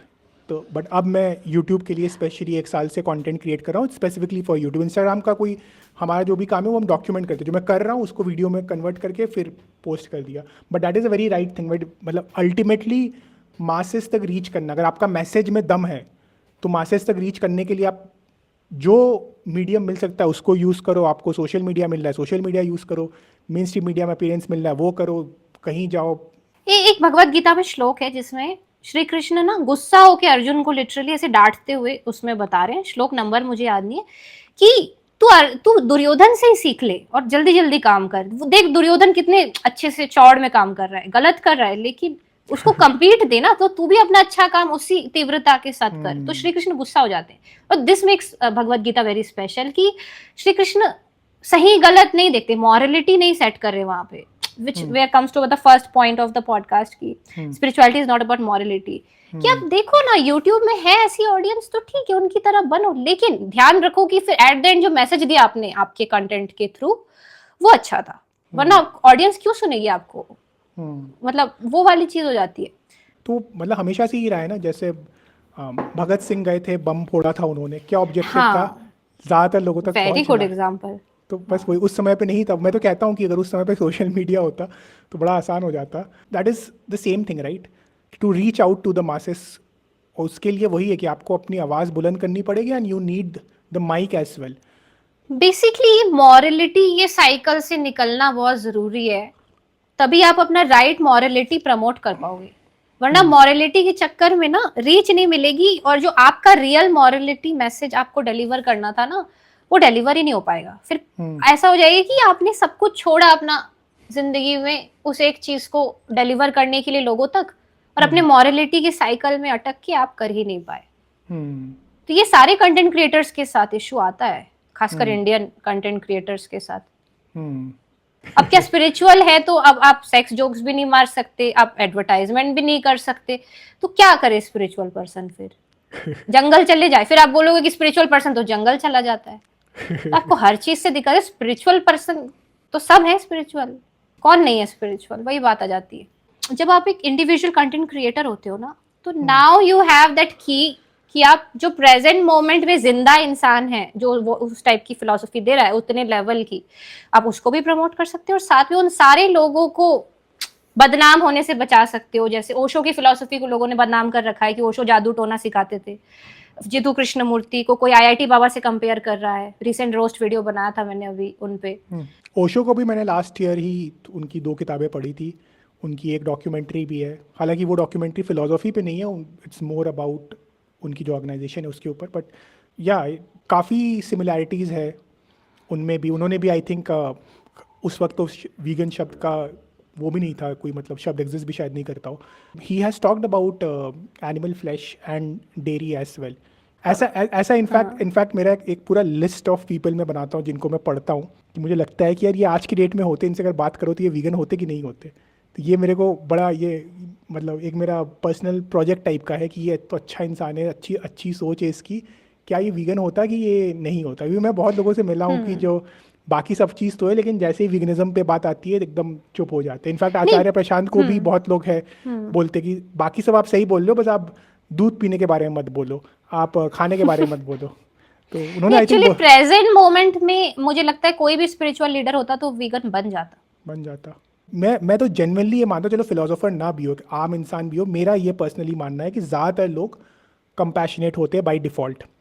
ये मेरा थोड़ा ऑप्टिमिस्टिक वर्ल्ड व्यू है इस चीज़ को लेके, and which keeps me motivated कि मुझे ऐसा लगता है कि मेरे को बस उन लोगों तक पहुंचना है किसी भी तरीके से, कि एक बार मैं उनका जो इग्नोरेंस का पट्टा है उसको खोल दूँ, उनको बता दूँ कि एनिमल एक्सप्लॉयटेशन क्या है, एंड शायद वो चेंज हो जाए। मैं भी जब वीगन बनने वाली थी ना, तो मैंने काफी सोचा था इस बारे में कि वीगन, क्योंकि बनना बहुत बड़ी बात थी मेरे लिए, कि सीधा नॉन वेजिटेरियन से वीगन बनी हूँ मैं, तो बीच में वेजिटेरियन वाला फेज भी नहीं, सीधा वीगन बनी हूँ मैं। एक्चुअली मेरा वीगन बनने का टारगेट नहीं था, मैं पहले ही बता दूं, मैं स्पिरिचुअल, मेरा मेन एम था कि मुझे स्पिरिचुअलिटी पूरी जाननी। तो उस टाइम पे मैं जितू कृष्णमूर्ति को भी मतलब सुनती थी, और आचार्य प्रशांत, जितू कृष्णमूर्ति साथ साथ सुनती थी, और जितू कृष्णमूर्ति से भी I am like in love with Jiddu Krishnamurti. वो जब बोलते हैं मैं मेस्मराइज हो जाती हूँ, सो जाती हूँ जितू कृष्णमूर्ति का वीडियो देख के, मैं लोरी जैसे। तो जो भी है, तो मैं ये एक्सप्लोर कर रही थी ये क्वेश्चन कि यार वीगन बनूं, मतलब क्यों बनूं, इतना बड़ा स्टेप क्यों लूं, क्या ये जरूरी है, क्या बिना इसके स्पिरिचुअल नहीं हुआ जा सकता प्रेजेंट टाइम में, क्योंकि मैं तो अभी जिंदा हूं ना, तो अभी के लिए क्या। तो मैंने जितू कृष्णमूर्ति का एक क्लिप मेरे सामने आया, वो वहां पे कनेक्टेड कॉन्शियसनेस का कॉन्सेप्ट एक्सप्लेन कर रहे थे, ठीक है। तो मुझे नहीं पता आपको कितनी बात ये समझ आएगी, लेकिन वो वहां पे वही बता रहे थे कि लोगों को लगता है कि कॉन्शियसनेस सबकी इंडिविजुअल है, जैसे हिंदी में बोलते हैं कि जीवात्माएं हैं, सबके अंदर अलग अलग आत्मा है, लेकिन नहीं, एक्चुअली में देखे तो एक आत्मा जो बोलते हैं लोग, वो सबकी अलग अलग नहीं होती, that is that one point of origin जिससे सब कनेक्टेड है। तो और जिदु कृष्णमूर्ति ने वहां पे वो एक्सप्लेन किया कि इट्स कि we are talking about connected consciousness here, जहां पे आप एक पार्ट है, लेकिन आप एक पार्ट है उसका मतलब ये नहीं कि आप एक अलग कॉन्शियसनेस है। तो उसका मतलब आप जो भी डिसीजन लेंगे, जो भी छोटा से छोटा चॉइस, चाहे वो including your words, action, anything, वो उस पूरी कॉन्शियसनेस को अफेक्ट करेगा। आत्मा बहुत सारी नहीं होती, पार की होती है, लेकिन वो कॉमन सोर्स है। दैट्स वाई स्पिरिचुअलिटी भी अंडरलाइंग फैक्टर है। तो वो जो कॉमन कॉन्शियसनेस है, वहां पे आपके एक छोटे डिसीजन का भी पूरे में इम्पैक्ट पड़ेगा। आपको दिखेगा नहीं उस टाइम पे, लेकिन वो पड़ेगा। तो मेरे दिमाग में वही आया कि मेरे को अगर पता है ये बात कि अगर मैं वीगन बन जाऊं तो मैं एनिमल क्रुएल्टी रोक सकती हूँ, जो कि आजकल बहुत गलत तरीके से हो रही है, क्योंकि फैक्ट्री हो गया। ऐसा नहीं कि शिकार करके आप खा रहे हो, शिकार करके खा रहे होते, पुराना जमाना होता तो अलग बात थी, ठीक है, कि सर्वाइवल की बात आ गई अब, that is a very different thing. But अभी फैक्ट्रीज इन्वॉल्व हो गए हैं बीच में। तो मैंने वही सोचा कि यार मुझे साफ साफ दिख रहा है कि अगर मैं वीगन बनती हूँ तो पहली बात, मैं अपनी कनेक्टेड कॉन्शियसनेस में ये इम्पैक्ट डाल सकती हूँ कि ये फैक्टराइजेशन ऑफ एनिमल्स रोकी जा सके, और दूसरी चीज मैं ये डाल सकती हूँ कि क्लाइमेट चेंज रिवर्स करने में मेरा कंट्रीब्यूशन हो। और अगर मैं वो जानते हुए भी नहीं कर रही हूँ कि कॉन्शियसनेस कनेक्टेड है, मेरी यूनिक नहीं है, ये मुझे पता है, फिर भी मैं वो नहीं कर रही हूँ, तो I don't deserve to be called a spiritual person. तो मेरे पास फ्रॉम प्लेस ऑफ ईगो। हाँ, तो फिर वही मेरे पास ऑप्शन नहीं है। अगर मैं 21st सेंचुरी में पैदा हुई हूँ, 2025 में, 2024 में, प्रेजेंट मोमेंट में, और स्पिरिचुअलिटी सीकर हूँ, तो मुझे वीगन बनना पड़ेगा। मुझे वो चीज वहां जय कृष्णमूर्ति के उस वीडियो से ऐसे कनेक्ट हो गई थी। फिर मैंने डिसीजन लिया था। तो एक्चुअली में मेरा वीगन बनने का डिसीजन आचार्य प्रशांत से इंस्पायर्ड तो था, लेकिन वो एग्जीक्यूट जिदु कृष्णमूर्ति के कॉन्सेप्ट से हुआ था।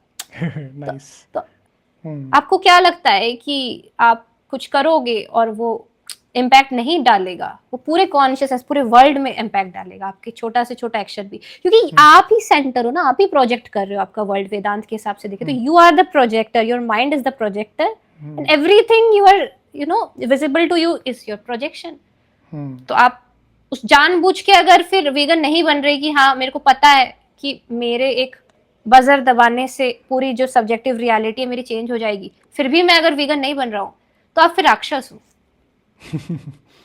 हाँ, एकदम जो प्योरेस्ट इमोशन जिसे आप कह सकते हो, लव का जो प्योरेस्ट इमोशन है, वहाँ पे आपने वैसे बात करी। एंड जो राक्षस वाली बात बोली, तो वो बात तो वैसे अगर मतलब आप जानवर से पूछोगे, किसी हैन से पूछोगे, गोट से पूछोगे, तो इवन तो उनका कोई रिलीजन नहीं होता, लेकिन उनसे पूछोगे तो उनकी परिभाषा ऑफ राक्षस इज इंसान होगी। थोड़ा सा मैं एक चीज़ पे पॉइंट आउट करना चाहता हूँ, अदरवाइज कुछ ना लोग अगेन मिस रिप्रेजेंट कर सकते हैं आपकी एक बात को। आपने बोला फैक्ट्री फार्मिंग वाली बात, और आपने उसके एक और बोला हंटिंग वाली बात। तो हंटिंग वाली बात वो ऑफ कोर्स पहले के ज़माने में सर्वाइवल के लिए, सर्वाइवल में तो इंसान को भी मारता है, तो उसको भी गलत नहीं कह सकते, अगर डिपेंड करता है कोई अपनी आत्मरक्षा के लिए कुछ कर रहा है, तो that is a very different thing. और फैक्ट्री फार्म के अलावा आज की डेट में ना एक फ्री रेंज शब्द भी होता है, कि फैक्ट्री फार्म तो नहीं है, लेकिन फ्री रेंज मतलब ऐसे ही मुर्गा को हमने पिंजड़े में नहीं बंद किया हुआ है, उनको यहाँ पे छोड़ दिया हुआ है और वो घूम फिर रहे हैं और फिर उसको मार दे रहे। तो बहुत लोग ना जैसे बोलेंगे कि हाँ मेघना ने तो फैक्ट्री फार्मिंग के बारे में बात करी थी, चलो उसको छोड़ दो, लेकिन हम फ्री रेंज मुर्गे पालते हैं और उनको मार मार के खाते हैं। तो लोग ना मतलब एसेंशियली क्या है, जो अपने टेस्ट के गुलाम है, वो लोग कोई भी जस्टिफिकेशन देंगे, और वो जस्टिफिकेशन देने के लिए आपने इतनी अच्छी अच्छी 10 बातें बोली, लेकिन एक बात को हल्का सा तोड़ के मरोड़ के बोलेंगे, हाँ देखो उसने तो कहा था कि इस पे मैं ये चीज बोलना चाहूंगी कि हाँ, आप किसी को पैदा ही इसलिए कर रहे हो कि आप उसको एक दिन बर्गर में डाल के खा सको, और जंगल में कोई चीज रैंडम घूम रही थी और आपके पास कुछ था नहीं 2 दिन से खाने के लिए, तो आपने मजबूरन उसका शिकार करके खा लिया, क्योंकि आपने ढूंढा, आपको फ्रूट्स नहीं मिले, आपने ढूंढा, आपको कुछ वेजिटेरियन खाने को नहीं मिला, और आप भूखे थे, आप एक हंटर गैदरर हो। और एक ऐसा जानवर जो 1 घंटे पहले तक भी अपनी जिंदगी अच्छे से जी रहा था, उसको पता भी नहीं था वो मरने वाला है, तो फॉर हिम उसने एक फुलफिलिंग लाइफ जी थी, और वो इसलिए नहीं पैदा हुआ था कि उसको मारा जा रहा है। और तब आप उसका मर्डर करते हो, हंट करते हो, खाते हो, वो बात बहुत अलग है इस बात से कि आप उसे पैदा ही बस इसलिए कर रहे हो कि आप उसको बर्गर में डाल के खा सको। एग्जैक्टली तो वही है ना, सर्वाइवल सिचुएशन में मेरे पे कोई हमला कर रहा है, इंसान भी हमला कर सकता है, तो मैं तो एक्ट करूंगा ना अपने आप को बचाने के लिए। या जो आपने जंगल वाला एग्जांपल दिया, ऐसे तो डॉक्यूमेंटेड केसेस लोगों ने इंसान का मांस खाया हुआ है। 1970s का एक केस है, प्लेन क्रैश हो गया था, कोई ऑप्शन, हाँ उस पर मूवी भी बनी हुई है वैसे तो उसमें लोगों ने खाया था मांस इंसान का, तो दैट इज सर्वाइवल। अब ये थोड़ी ना कि अब नॉर्मल सिचुएशन में आ गए तो अब उनको जज करोगे, अब जो किया उन्होंने किया। अभी तो हम उन लोगों से कह रहे जिनके पास ऑप्शन है प्लांट बेस्ड का, कि आपके पास ऑप्शन है कि आप एनिमल्स की हत्या ना करो, जैसे किसी इंसान की हत्या ना करो वैसे एनिमल्स की हत्या ना करो, that's as simple as that. अभी भी एक इंसान है मान लो जो एनिमल फ्लैश कंज्यूम करता है या एनिमल प्रोडक्ट्स लेट्स से कुछ भी कंज्यूम करता है, उसको पता नहीं है, वो इग्नोरेंट है।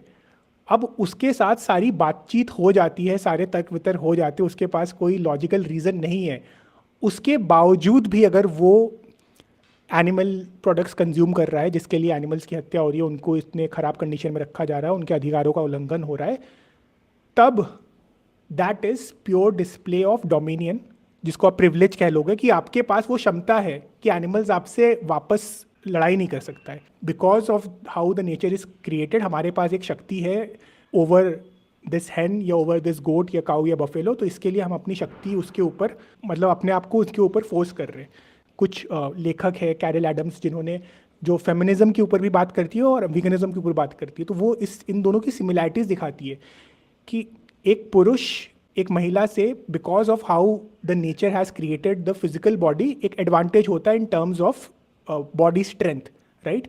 For the longest period of time वही एक डोमिनेंस है ना जो लड़कियों के ऊपर लड़कों ने किया था, जिसकी वजह से the whole movement of feminism had to come in to place for equal rights, कि नहीं आप हमें नहीं दबा सकते। People stood up for themselves and अपनी, जिसे मैं कहता हूँ इंग्लिश में ऑर्गेनाइज्ड रेजिस्टेंस दिया, कि नहीं हम इस चीज़ के खिलाफ लड़ेंगे।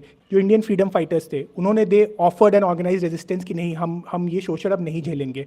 अनफॉर्चुनेटली एनिमल्स के पास में ये क्षमता नहीं है कि वो हमसे वापस लड़ ले, एंड वहीं पे एनिमल राइट्स एक्टिविस्ट की जिम्मेदारी बहुत बड़ी हो जाती है, because they are the ones who are speaking up for these poor animals, right. कि इनके लिए और कौन बोलेगा, हम नहीं बोलेंगे तो और कौन बोलेगा। दो कैटेगरी है जिससे मैं बहुत ज़्यादा, जो मुझे बहुत मोटिवेट करता है, एक तो एनिमल राइट्स एक्टिविज्म और दूसरा चाइल्ड्स राइट एक्टिविज्म। ये दोनों ही कैटेगरी में जो विक्टिम है ना, जो ऑप्रेस्ड है, उसके पास वो क्षमता नहीं है कि वो ह्यूमन एडल्ट सोसाइटी से लड़ाई कर ले। इसके लिए इन दोनों ही सिचुएशंस में एक्टिविज्म की इंपॉर्टेंस इतनी ज़्यादा इंपॉर्टेंट है, इतना ज़्यादा महत्व रखता है। ये सही बात है, क्योंकि ये काम नहीं आप लोग कर रहे हो, बहुत बड़ी बात है। अगर नहीं करेंगे तब तो कोई भी नहीं करेगा, और ये बहुत इंपॉर्टेंट काम है। And this is one of the reason why I am talking to you, and ऐसे मैं कोशिश कर रहा हूँ और भी आपके जैसे लोगों से बात करने के लिए जो मेरे नज़रिए से जागरूक है। मैं तो मतलब हर स्पीयर ऑफ आर्ग्यूमेंट्स जो हो सकता है, जो पूरा रेंज ऑफ आर्ग्यूमेंट्स है वीगनिज्म के खिलाफ, चाहे पॉलिटिकल आर्ग्यूमेंट हो, पॉलिटिक्स में भी राइट विंग से आर्ग्यूमेंट आ रहा है, लेफ्ट विंग से आर्ग्यूमेंट आ रहा है, जितने भी है मैं सारे के ऊपर इतना सोच समझ के इतना सोचा हुआ है। राइट विंग वाले सपोर्ट नहीं करते क्या वीगनिज्म को? नहीं, दोनों विच इज़ वेरी फनी, अच्छा वो आपने पूछा। ये एक परसेप्शन है, there is equal amount of opposition from both right wing and left wing. Right wing से ये अपोजिशन आता है कि आप दूध के खिलाफ बात कर रहे हो, ये वेस्टर्न प्रोपोगंडा है, आप क्या कहते हैं इंडियन कल्चर को तोड़ने की कोशिश कर रहे हो। श्री कृष्ण जी तो दूध पीते थे, श्री कृष्ण जी ने इतनी अच्छी अच्छी बातें करी, वो आपने कुछ समझा ना सोचा, दूध पीना आपने उनसे बड़ा सीख लिया। तो ये this is coming from the right wing side of things. Plus milk का यूज होता है आपके बहुत सारे रिलीजियस सेरेमनीज में भी, so they are against that. Left का ये है कि ये बहुत प्रिविलेज्ड है कि अरे वीगन मतलब, उनका है कि वीगन मतलब आलमंड मिल्क है, वीगन मतलब कि एक प्रिविलेज पोजीशन है।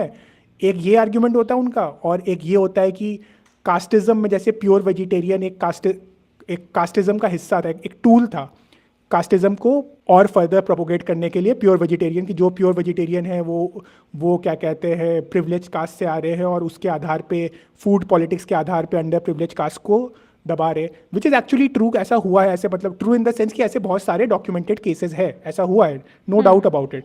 लेकिन वो लोग क्या करते हैं कि वीगनिज्म को भी उसी के साथ में मर्ज कर देते हैं ताकि अटैक करना आसान हो जाए। एक और जो सबसे बड़ा आर्ग्यूमेंट होता है ना, जो मैं तो नहीं काट पाती, मेरे को आपसे पूछना था, आप क्या इसके लिए बोलते हो, ये B12 वाली जो चीज है कि हाँ। मतलब डरा देते हैं लोग कि आप वीगन हो तो आपको B12 लेना ही है, देना ही है। तो मतलब मैंने एक्चुअली, क्योंकि मैं 1 साल हुआ है वीगन हुई हूँ, तो मुझे आपसे ये चीज पूछनी थी कि हाँ। B12 का इम्पोर्टेंस क्या है और कितना लेना चाहिए, डेली लेना चाहिए? नहीं तो वो आर्ग्यूमेंट क्या है, वो पहली बात तो सबसे मतलब सही बात है कि B12 में plant based sources as such directly जो हम रेडिली जो हम खाना खाते हैं उसमें नहीं है, तो B12 हमें लेना है, एज सिंपल एज दैट। मैंने B12 के ऊपर पूरा वीडियो बनाया हुआ है। आप क्या कहते हैं, एक सिंपल 500 mcg का डोज आप अगर आप on a daily basis low, that is okay. आप कुछ टाइम के लिए लो, फिर कुछ टाइम के लिए छोड़ो। द इंपॉर्टेंट थिंग इज़ कि साल में एक बार ब्लड वर्क करवा लेना चाहिए सबको। वो तो इन जनरली है कि सबको कराना चाहिए अपने अपने हेल्थ मार्कर्स चेक करने के लिए, उसमें B12 भी आता है। फैक्ट है कि एज अ वीगन हमें B12 लेना है, लेकिन बहुत बड़ा लेकिन है। ओके। इंडिया में वीगन कितने होंगे? बैरली 1%। 1% में मैं बहुत बोल रहा हूँ, मतलब मुझे लगता है 0.1% हो क्या शायद। बात कर रहे हो, इतने कम है क्या? B12 डेफिशिएंसी भारत में एक पैंडेमिक है। हाँ विच हाँ। मीन्स विच मीन्स वॉट, कि जो वेजिटेरियन है और जो नॉन वेजिटेरियन है उसको भी B12 कहाँ ही मिल रहा है। That is a very important point two note. One अगर मिल रहा होता तो उनको B12 की पैंडेमिक होती क्या भारत में? आज की डेट में आप किसी भी डायग्नोस्टिक सेंटर में चले जाओ, आप जिस शहर में आप वहाँ पे जाओ, वहाँ पे आप जाओगे डायग्नोस्टिक सेंटर में, उनका B12 और D3 का पैकेज चलता है। क्यों? क्योंकि वो हाई सेलिंग प्रोडक्ट है कि B12 और D3 के टेस्टिंग करवाना। हाई सेलिंग प्रोडक्ट क्यों है? क्योंकि सीरियसली? हाँ, क्योंकि वो इतना कॉमन है। आप किसी भी डॉक्टर के पास जाओगे, आप बोले आप B12 चेक कराओ, जो जो भी अगर होलिस्टिक हेल्थ की बात करेगा बोलेगा B12 चेक कराओ। सो B12 is a problem in general in India. Vegans की प्रॉब्लम है, इक्वली वेजिटेरियंस की भी प्रॉब्लम है। नॉन वेजिटेरियंस की अगर बात करें, जैसे वेस्ट में क्या होता है, जो नॉन वेजिटेरियन वहाँ का जो एनिमल फ्लैश कंज्यूमर है, आप उसका जो सुबह से लेकर शाम तक खाएगा, 40 से लेके 80% तक उसके प्लेट में आप एनिमल फ्लैश ही पाओगे। इंडिया में क्या होता है, लोग डेली नहीं खाते, वीकली खाते, मंथली खाते, ऐसे वाले लोग भी जो नॉनवेज कैटेगरी में आते, उनको भी कहाँ से B12 मिल रहा है? That is one thing. आप B12 बहुत सिंपल है, गूगल पे चेक कर लो B12 की रिक्वायरमेंट कितनी है बॉडी की, और आप चेक कर लो कि खाने में कितना कितना B12 मिल रहा है। तो लोगों को ये भी नहीं पता है कि इनफैक्ट लोग B12 की जब बात होती है तो वीगन्स को ही टारगेट करते हैं, हाँ, ये तो कोई वो बोलता ही नहीं है कि सब में कमी है। सब नहीं में कमी, बोलता, कोई कोई कोई नहीं नहीं बोलता। बोलता। तो ये मैंने अभी एक पॉडकास्ट में भी किसी कोई और मेरे से चैलेंज करा, तो मैंने पूरा वहाँ पे तो हमने कम से कम 15-20 मिनट B12 पे ही पूरे स्क्रीन में देखा। उसने बोला B12 लोगों को मिलता है। मैं कहा किस चीज़ से मिलता है, पहले बताओ कितना चाहिए B12, अब बताओ कितना क्या क्या खा रहा है वो। हमने गूगल पे on the spot live screen share करके देखा कि कितना B12, कितने किस खाने में कितने पोर्शन में कितना B12 है, और इतना कौन खा रहा है, नहीं खा रहा है सबको। तभी तो B12 इतना बड़ा प्रॉब्लम है। It is not a vegan problem. Vegans को लेना चाहिए, उसको मैं डिनाई नहीं कर रहा हूँ, लेकिन ये बात की जब वीगन्स पे आ रही है तभी B12 को आप बोल रहे हो नहीं, B12 सबके लिए प्रॉब्लम है। बट एक बात मैं आपको बता रहा हूँ जो आपके लिए जो आपको हैरान करेगा, आपकी ऑडियंस को भी हैरान करेगा, कि लोगों को लगता है पोल्ट्री वगैरह से B12 हम खा रहे हैं, मुर्गा वगैरह खा रहे हैं तो हमको बड़ा B12 मिल रहा है। ये हाँ। तो सबसे बड़ा आर्ग्यूमेंट रहता है कि लोग होते हैं जो मतलब वेजिटेरियन बन जाते हैं और एग्स कंज्यूम करते हैं। वो हाँ। बोलते हैं कि हम एग्स इसलिए कंज्यूम करते हैं ताकि B12 मिल नहीं सके। नहीं नहीं नहीं, मैं कह रहा हूँ कि ये ऐसा लोग बोलेंगे कि उनको वहां से मिल रहा है, लेकिन जो हैरानी की बात ये है कि पोल्ट्री एनिमल्स को भी B12 के सप्लीमेंट्स दिए जाते हैं। आप अभी क्या जाके बात कर रहे हो? आप अभी जाके अमेजोन, जहाँ जहाँ पे एज सच पोल्ट्री प्रोडक्ट्स बिकते नहीं है, लेकिन वहाँ पे भी आप सर्च करोगे B12 फॉर पोल्ट्री, वहाँ पे आपको कुछ ना कुछ चीज़ें मिल जाएंगी। दे आर गिवन तो ये तो आपको। हिपोक्रेसी हो गई बिल्कुल ही, उनको B12 दे रहे हैं ताकि तो हमको आप B12 मिल सके। उनको सीरीज ऑफ मल्टीविटामिन्स दिया जाता है। क्यों दिया जाता है? एक मुर्गा जो है, लोग समझ ही नहीं पा रहे कि एक मुर्गा की नॉर्मल लाइफ आयु होती है 8 से 10 साल हो सकती है। उनको मारा जाता है at the age of 6 weeks. 6 weeks के टाइम पीरियड में वो अपना एडल्ट वेट रीच कर जा रहे। कैसे रीच कर रहे?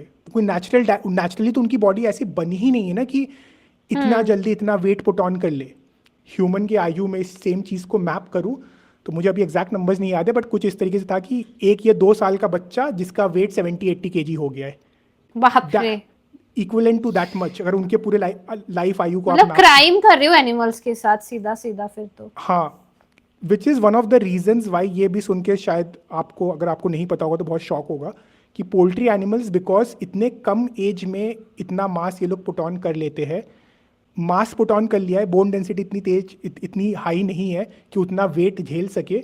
इसके लिए अराउंड 10 से 20% ऑफ द पोल्ट्री एनिमल्स के पैर टूट जाते हैं स्टार्टिंग में, वो चलते नहीं चल पाते। मैं कितने पोल्ट्री फार्म्स विजिट किया हूँ, तो एनेक्डोटली मैंने इतने सारे देखे, वहाँ पे आधे पड़े रहते, हिल नहीं पाते, उनके पैर ऐसे ऐसे होते। उत्तर प्रदेश में मैं भी रिसेंटली गया था, वहाँ पे एक पोल्ट्री फार्म था, तो वहाँ पे क्या है कि बहुत ही मतलब प्रोसेस ओरिएंटेड बना दिया है। तो उस जगह में स्पेसिफिकली बस जो ये बेबी चिक्स आते हैं, इनको ग्रो करा के 6 वीक्स तक रखते हैं और फिर भेज देते हैं। तो उस जगह की स्पेशलिटी यही है कि इनको ग्रो कराना है। आसपास ही 2 पोल्ट्री फार्म थे। एक पे वहाँ पे जो थे वो लोग 2 डेज ओल्ड थे, तो इतने छोटे से थे, और दूसरे वाले में 8 डेज ओल्ड थे। और वो 2 डेज और 8 डेज में इतना बड़ा साइज का, एक में इतने थे और दूसरे में इतने बड़े थे। इतना डिफरेंस, मतलब within less than a week वो इतने बड़े हो गए थे। और जो वहाँ पे ओनर था, उससे मैंने बात किया कि इनको क्या क्या दवाई देनी पड़ती है, उसने बताया बहुत सारी दवाई। मेरे सामने वहाँ पे 7 अलग अलग टाइप के बॉटल्स रखे हुए थे जो उनके फीड में मिलाना पड़ता है। नहीं, ये जो कर रहे हैं ये लोग, इनको तो कनेक्टेड कॉन्शियसनेस का खैर समझ नहीं आएगा कॉन्सेप्ट, बट अगर समझ आए तो इनको पता चलेगा कि ये जो इम्पैक्ट डाल रहे हैं ये इनको कितना बुरा इम्पैक्ट डालेगा घूम के। तो इनको उनको मैं ब्लेम नहीं करता हूँ। मैंने वहाँ पे लोगों का इंटरव्यू लिया, जिस जिस लड़के से इंटरव्यू, जो ओनर था, मतलब ओनर का लड़का था, वो ही वॉज अराउंड 20-25 ईयर्स के एज का होगा। उससे मैंने ये सवाल पूछा था, you will not believe this, मैंने उससे ये सवाल पूछा था कि दोस्त तुम एक बात बताओ, हर 40 डेज में तुम्हारे पास ये आते हैं और इनको तुम जानते हो कि ये जा रहे हैं मरने के लिए, तुम्हें अंदर से बुरा नहीं लगता है? तुम्हें नहीं लगता है कि तुम जैसे जैसे हम डॉग्स के साथ टाइम स्पेंड करते हैं तो हम उनसे रिलेट करने लगते हैं? मैंने उससे पूछा था ये सवाल, तो वो हंसने लगा कि नहीं यार, बुरा तो नहीं लगता, अब तो मतलब ये काम है, करना पड़ेगा, इसी से घर चल रहा है, ऐसे करके। And they are from a well off family, मतलब गांव में उनके पास और भी काम है, and that is like one of their things. तो ये बोला कि this is a source of income, बुरा नहीं लगता है। लेकिन मैंने और प्रोब किया कि नहीं, मतलब बचपन से कर रहे हो तो कभी तो लगा होगा। तो उसने बताया बचपन में जब स्टार्टिंग में हुआ था तब मेरे को बुरा लगता था, क्योंकि मुझे पता था कि मरने जा रहे, लेकिन फिर मेरे को समझाया, फिर 1-2 बार में फिर ऐसा हुआ, उसके बाद से फिर आदत पड़ गई। तो वो एसेंशियली एक इकोनॉमी का हिस्सा है जहाँ पे डिमांड है और वो सप्लाई को फुलफिल कर रहे हैं। एंड सेकेंडली लोग इसमें ये भी बोलते हैं, बहुत लोग बोलेंगे, ये भी अगेन लेफ्ट लीनिंग आर्ग्यूमेंट है कि आपने ऐसा छोड़ दिया तो इनके लाइवलीहुड का क्या होगा। ऐसा लोगों को लगता है कि लोग वहाँ पे काम कर। सबसे पहली बात तो ये है कि क्या आप चाहोगे कि कोई इंसान ऐसी लाइवलीहुड में हो जिसका सुबह से लेकर, जॉब डिस्क्रिप्शन क्या है, सुबह से लेकर शाम तक मुर्गा काट रहा है? Is this the kind of livelihood जो हम किसी के लिए भी चाहेंगे, अपने अपने बच्चों के लिए चाहेंगे, अपने भाई बहन के लिए, अपने दोस्तों के लिए चाहेंगे? तो ये तो बिल्कुल ही झूठ आर्ग्यूमेंट हो गया ना कि हम उनके लाइवलीहुड के लिए नॉनवेज खा रहे हैं। That is such a disgraceful argument in my opinion. It is like exploitation on multiple levels. Of course, no doubt about it कि सबसे ज़्यादा exploitation animals का हो रहा है, बट वहाँ पे जो वर्कर्स वगैरह भी जो वहाँ पे काम कर रहे हैं, जो इसमें ना बहुत लोग ऐसे होते हैं कि जो फैमिली ट्रेडिशन से आते हैं कि मतलब पापा भी इसी काम में थे, जो स्लॉटर हाउस में काम करते थे, बच्चे को भी क्या कहते हैं ट्रेनिंग दिया गया from a very early age, and that बच्चा also joined the same thing.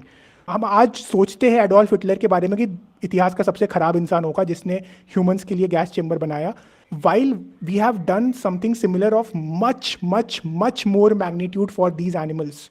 मुझे तो कभी कभी ऐसा भी लगता है जब मैं थोड़ा पेसिमिस्टिक मूड में होता हूँ ना, कि क्लाइमेट चेंज जो हो रहा है ना, ठीक है, ये मतलब एनिमल्स का क्या कहते हैं वही जस्टिस है कि हो जाए, मतलब इंसान इतना हमारा खराब करे कि अब वो खुद भी विलुप्त हो जाए। नहीं, ये जो कनेक्टेड कॉन्शियसनेस मैंने आपको कहा ना, ये वहीं पे ये बात वापस मुझे लेके जा रही है कि कहीं ना कहीं हम लोग ना दूसरों का भी झेल रहे हैं जो एक्शंस के कॉन्सिक्वेंसेस हैं, कि हम में से कुछ इंसानों ने इतना घटिया चीजें कर दिया है कि कोई इतना कार्बन एमिशन कर रहा है या कोई इस तरीके से जानवरों के साथ व्यवहार कर रहा है कि वही इम्पैक्ट जब इस कलेक्टिव कॉन्शियसनेस में पड़ रही है जिसका हम सब हिस्सा है, तो इनोसेंट्स को भी झेलनी पड़ रही है ग्लोबल वार्मिंग के रूप में। क्लाइमेट चेंज में भी क्लाइमेट जस्टिस बोल के एक टॉपिक है, क्लाइमेट चेंज के अंदर में क्लाइमेट जस्टिस बोल के एक टॉपिक है कि क्लाइमेट की जो प्रॉब्लम आएगी सबसे पहले कौन झेलेगा? गरीब लोग झेलेंगे। ऑलरेडी चालू हो गया, उनके आंकड़े दिखते नहीं है। आप हर साल नॉर्थ में कितने लोग हैं जो बिकॉज ऑफ हाई टेम्परेचर जो अपनी जान गंवा देते? दिल्ली में, इंडो गैंजेटिक प्लेन में जितने भी जो वहाँ पे सिटी स्टेट्स हैं, वहाँ पे ऐसा तो नहीं था कि हमेशा से था, ये तो पिछले कुछ टाइम से इतना टेम्परेचर आना चालू हुआ है ना। इट्स जस्ट दैट कि अभी वो प्रिविलेज लोगों को हिट करना चालू नहीं किया है, बट कर ही दिया। आप देखिए लॉस एंजलिस वाला जो पूरा अभी सीन है, वहाँ पे क्या कहते हैं प्रिविलेज लोगों को हिट करना चालू कर रहा है। पर मेन रीजन ना इसका एक जीडीपी भी है कि जीडीपी को एक इम्पॉर्टेंट फैक्टर की तरह जो देखने लग रहे हैं ना हम लोग, कि प्रॉफिट ओरिएंटेड मार्केट, तो ग्लोबल वार्मिंग तब तक नहीं रुक सकती जब तक आप प्रॉफिट ओरिएंटेड, क्योंकि प्रॉफिट का तो चाहत फिर आपका कभी भी बंद नहीं हो सकता। इसीलिए एनिमल्स पे भी इतनी क्रुएल्टी हो रही है ना, क्योंकि आप एक लिमिट नहीं है, वो आपको अनएंडिंग प्रॉफिट्स चाहिए, और वो सीधा आप बोलोगे कि उससे जीडीपी को असर पड़ता है। जो जीडीपी जिस माइंडसेट से आ रहा है, जो बहुत सही बात बोली कि हम प्रोग्रेस को सीधे इस चीज़ से देख रहे हैं कि हमारा ग्रोथ इन इकोनॉमिक ग्रोथ कितना है, and economic growth is not the number one marker. जैसे इंडिया में इकोनॉमिक ग्रोथ ऑफ कोर्स पिछले कुछ टाइम में बढ़ा है, बट देन इकोनॉमिक डिस्पैरिटी भी कितनी ज़्यादा बढ़ी है।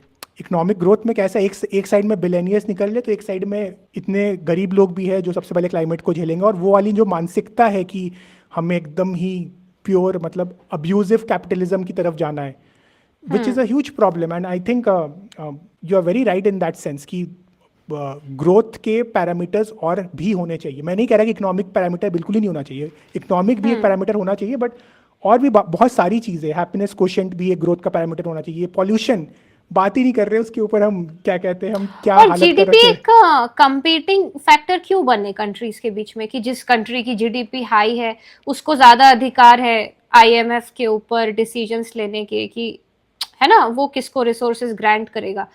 तो ये क्यों है, आप जीडीपी को क्यों एक मेन फैक्टर बना रहे हो कि जिस कंट्री की ज्यादा जीडीपी होगी उसी को पावर्स मिलेंगे, फिर तो आप पूरी ही दुनिया का नाश कर दोगे।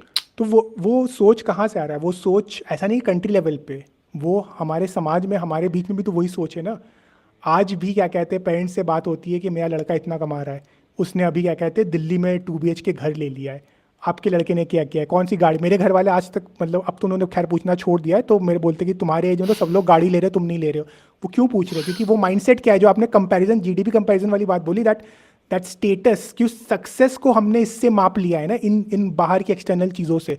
भले ही हम अंदर से दुखी है, हमारे रिलेशनशिप्स एकदम कचरे हो रखे, हमें पेरेंटिंग का आता पता नहीं है, लेकिन 2 बच्चे पैदा कर लिए हैं, अपने ट्रॉमा उनके ऊपर पास कर रहे हैं, लेकिन लोन पे घर ले लिया है और गाड़ियाँ मतलब बड़ी बड़ी गाड़ी चला रहे हैं, उसी को सक्सेस का मार्कर कह रहे हैं। So that is again because we are influenced by external factors. हम इतने ज़्यादा इन्फ्लुएंस्ड है, वो इंडिविजुअल लेवल पे भी है, थोड़ा ऊपर जाएंगे फैमिली लेवल पे, थोड़ा ऊपर जाएंगे सिटी लेवल पे, स्टेट लेवल पे भी तो लड़ाइयाँ होती है छोटी मोटी चीज़ों को लेके। Country level, it is stemming from inside. जो सबसे पहले वाली बात बोली ना कि इंसान रिफ्लेक्शन से इतना दूर है, क्रिटिकल थिंकिंग से इतना दूर है, बस डिजायर्स में, डिजायर, नशे में एकदम नशे में है। मतलब इन सब चीज़ों में तो नशे में ही है ना। जैसे you said you were in Deloitte, so I'm assuming you resonate with that side of corporate life. It is a very common thing, आप जिस ऑफिस में थे कि कौन सी गाड़ी लिए, वेरी कॉमन मतलब बहुत ही कॉमन डिस्कशन होगा, कौन सी गाड़ी है, कितना बड़ा घर है, 2 BHK खुद के पैसे पे लिया है, कितना नहीं। इंक्रीमेंट बस बढ़ते जाना चाहिए, कितना किसका इंक्रीमेंट बढ़ रहा है। तो वही कह रहा हूँ ना, तो ये सारी चीज़ें मतलब हम इस चीज़ को वैल्यू इसलिए दे रहे हैं क्योंकि हमको बाहर से समाज ने बता रखा है कि ये चीज़ें वैल्यूबल है। हमने खुद एक बार रुक के पूछा ही नहीं कि वैल्यूबल है कि नहीं। जैसे I am perfectly fine with someone spending on materialistic things as long as वो एक कॉन्शियस चॉइस है कि वो मेरा एक फ्रेमवर्क मैं इसमें यूज़ करता हूँ कि अगर आपको ब्रह्मांड में कोई नहीं देख रहा है, मान लो कि आपको गाड़ी लेनी है, ठीक है ना, मान लो आपको XYZ गाड़ी लेनी है और आपको ब्रह्मांड में कोई भी नहीं देख रहा है, आप किसी सोशल मीडिया में पोस्ट नहीं कर सकते, आपको कोई अप्रिसिएशन नहीं देने वाला है, तब भी क्या आप वो चीज़ करते कि नहीं करते? अगर आपका जवाब हाँ है तो ठीक है, तब कर लो। मतलब तब आपकी वो इनहेरेंट डिज़ायर है। कुछ एक आध डिज़ायर इंसान की लिमिटेड डिज़ायर्स होनी हेल्दी भी है, ठीक है, सही बात है। लेकिन आप सिर्फ और सिर्फ इसलिए कर रहे हो कि एक कंपैरेटिव एनालिसिस में, देन दैट इज मतलब ईगो को सेटिस्फाई करने के लिए कर रहे हो आप, बॉडी को नहीं। तो बेसिकली आप अहंकार को ज्यादा शांत करना चाहते हो, बॉडी को नहीं शांत करना चाहते। और ये आप भूल गए हो कि अहंकार की तो इच्छा फिर अनंत होती है, तो आपके एंडलेस प्रॉफिट थोड़ी ना आपको मिल सकता है, एंडलेस नहीं मिल सकता। वो अनंत है और वो कंपैरेटिव है। इट इज आपके पास 100 है, आप ये नहीं देखोगे कि 90-80 वालों से आप ऊपर, आपको 110 120 और फिर चलते चले जाओगे। सो अभी मैं एक वीडियो देख रहा था, एक इंसान का ऐसे ही था, वो बोला था कि I am a millionaire now, I want to become a billionaire in the next 10 years, but I don't want to stop there, I want to become a trillionaire. भाई क्या करोगे तुम ट्रिलियन? मतलब हैव यू एवर काउंटेड कि बस बकवास कर रहे हो रील्स पे आके, क्या कर रहे हो? बेसिकली प्रॉफिट्स का एक कैप लगाना बहुत जरूरी है कि इसके बियॉन्ड आप नहीं प्रॉफिट कमा सकते, क्योंकि अर्थ के पास इतने रिसोर्सेज है नहीं। But then that is a huge topic. Economics में फिर वो एक बहुत बड़ा टॉपिक है, उसको कैसे टैकल किया जाए। बहुत बहुत फिलोसोफर्स ने और इकोनॉमिस्ट ने इसको अलग अलग तरीके से, अलग अलग सोशल स्ट्रक्चर्स से इसको टैकल करने की कोशिश करी है। बट या आई टोटली, जो आपका बेस थिंकिंग है मैं उससे अग्री करता हूँ कि हाँ, कुछ तो there should be a cap on how much one can earn. And but then again उस पे फिर बहुत सारे मतलब रीडिस्ट्रीब्यूशन है, क्या है एक ना नहीं है। मैंने निखिल कामत जो है ना, उनका हाँ मैंने एक देखा था पॉडकास्ट। बहुत अच्छी बात उन्होंने बोली थी। वो भी एक पर्सन है जो फिलोसफी में बहुत इंटरेस्ट रखते हैं। तो उन्होंने एक बात बोली थी कि जो आप कुछ कंट्रीज में देख लो, जैसे लंदन का शायद एग्जांपल लिया था उन्होंने, कि वहां पे, यूके का लिया था, कि वहां पे जो अमीर लोग हैं ना, उन पे शायद ये रेगुलेशन है कि एक पॉइंट के बाद, वेल्थ टैक्स की बात की थी उन्होंने, कि एक पॉइंट के बाद अगर आप वेल्थ कमा रहे हो तो आपको टैक्स देना पड़ेगा इतना ज्यादा, इससे ज्यादा कमा नहीं सकते। बेसिकली आप वेल्थ पे कैप लगा रहे हो। तो वो जब तक नहीं लगेगा, नहीं रुकने वाला क्लाइमेट चेंज, ग्लोबल वार्मिंग, ना क्राइम, कुछ भी नहीं रुकेगा। हाँ, इसके कुछ काउंटर आर्ग्यूमेंट्स भी है कि आपने ऐसा लगा दिया तो फिर इनोवेशन स्टॉल कर जाएगा, जो एसेंशियली एक सोशलिस्ट बेस्ड सोसाइटी का जो क्रिटिसिज्म भी इसमें आता है कि उसमें भी मतलब जो एंटी कैपिटलिस्टिक माइंडसेट से जो लोग बात करते हैं, तो उसमें मतलब फिर वो that is a very big topic. But yes, there should be definitely some consideration, specially with regard to how much we are consuming, producing, I think. यहीं पे मैं बताऊं, वो वाला फैक्टर भी आ जाता है, वर्क आवर्स, जो work hours, office work hours वाली चीज है ना। लोग ये नहीं देखते कि भाई सीईओ जो है तुम्हारा, उसको अनंत प्रॉफिट चाहिए, ठीक है, लेकिन वो तो बोल रहा है मेरे को अभी मिलियन चाहिए, फिर ट्रिलियन चाहिए, फिर पता नहीं कितने पैसे चाहिए, लेकिन क्या वो खुद काम करेगा उस चीज को कमाने के लिए? नहीं, वो एम्प्लॉयज से काम करवाएगा ना, जो उसने हायर कर रखे हैं। तो वर्किंग आवर्स भी फिर अनंत हो जाएंगे।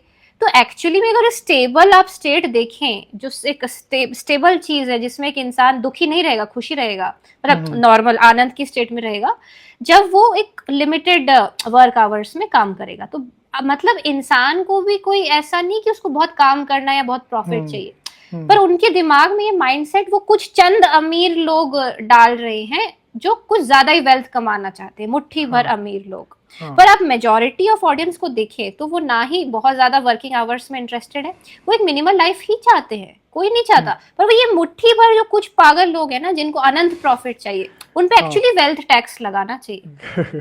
तो मैं तो इस पे सिंपल सा बोलता हूँ कि कोई मीनिंगफुल काम करोगे तो तुम्हें समझ ही नहीं आएगा कि क्या वर्क है और क्या आ रहा है। द ओनली थिंग इज़ कि क्या वो जो मीनिंगफुल की परिभाषा है वो तुम्हारी है कि किसी सीईओ की है। That is the only thing. CEO तो चाहेगा कि तुम करो उसके लिए घंटों घंटों काम, उसके लिए उसका तो अपसाइड उतना हाई है ना। He is earning 1,000, 2,000, 10,000x than you are, and probably more. You have a limitation on how much you learn. कि again that comes back to the whole thing कि तुम जो भी कर रहे हो, क्या तुम जागरूक रह के कर रहे हो कि नहीं कर रहे हो, और प्रेम के साथ कर रहे हो कि नहीं। क्योंकि अगर प्रेम के साथ राइट सेंटर से कर रहे होंगे ना, कि आपको ये कर रहे हो क्योंकि आपको प्रेम है, तो आप उसे बहुत ज्यादा नहीं करना चाहोगे, बल्कि आप उसको लगातार और परफेक्ट करना चाहोगे, कि थोड़ा करूं, परफेक्ट करूं, लेकिन करता रहूं जब तक आखिरी सांस लूं। तो यहाँ पे प्रॉफिट माइंडसेट एलिमिनेट हो जाएगा अगर लव बीच में आ गया तो जब तक लव नहीं जगाया जाएगा ऑडियंस, मतलब सब पे, तब तक वो जो माइंडसेट है ना अनंत प्रॉफिट, वो नहीं जा सकता। उसको बस एक ही चीज काट सकती है कि लव।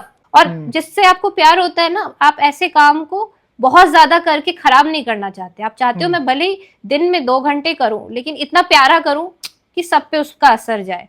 हाँ वो तो है। एंड फॉर एवरीवन्स रेफरेंस, मेघना का एक्सपीरियंस कॉर्पोरेट का थोड़ा ज़्यादा खराब भी रहा होगा, बिकॉज जिन कंपनी में काम करती है, these companies are known for long working hours. जितने भी ये टॉप बिग 4 कंसल्टिंग फर्म्स हो गए, और तो ये सब वहाँ पे और भी ज़्यादा है। तो इसके लिए उनका ना एक्सपीरियंस और पैशन के साथ आ रहा है। But it was nice talking to you. You understand all these topics very well. I didn't expect it कि आपको philosophy और economics और हर चीज़ का ही आपको बहुत deep knowledge है। बस वही है, कोशिश है, और बस यही है कि लोगों तक सही मैसेज जाए, यही मेरा उद्देश्य भी है। And like I said, veganism उसका एक सेंट्रल थीम है, but I want to talk about more issues. Like feminism is one topic which I am really close to, and a huge credit goes to my partner, जिन्होंने मेरे को more evolved person बनाया है to see the perspective of women. And उसके बाद से like I ensure कि feminism के ऊपर मैं अपने साइड से जितना भी कंट्रीब्यूट हो सके by means of content creation वो करूं। वन थिंग जो मुझे बहुत आपकी अच्छी लगी कि आप बहुत ही ऑनेस्ट ओपिनियन देते हैं, ऐसा नहीं है कि आप ethically honest. So this I Thank you. Liked about it, your Thank you so much. Conversation. Thank you so much. And I think honesty also comes from the right center. जागरूक रहोगे तो honest भी हो जाओगे. Any feedback you want to give to me?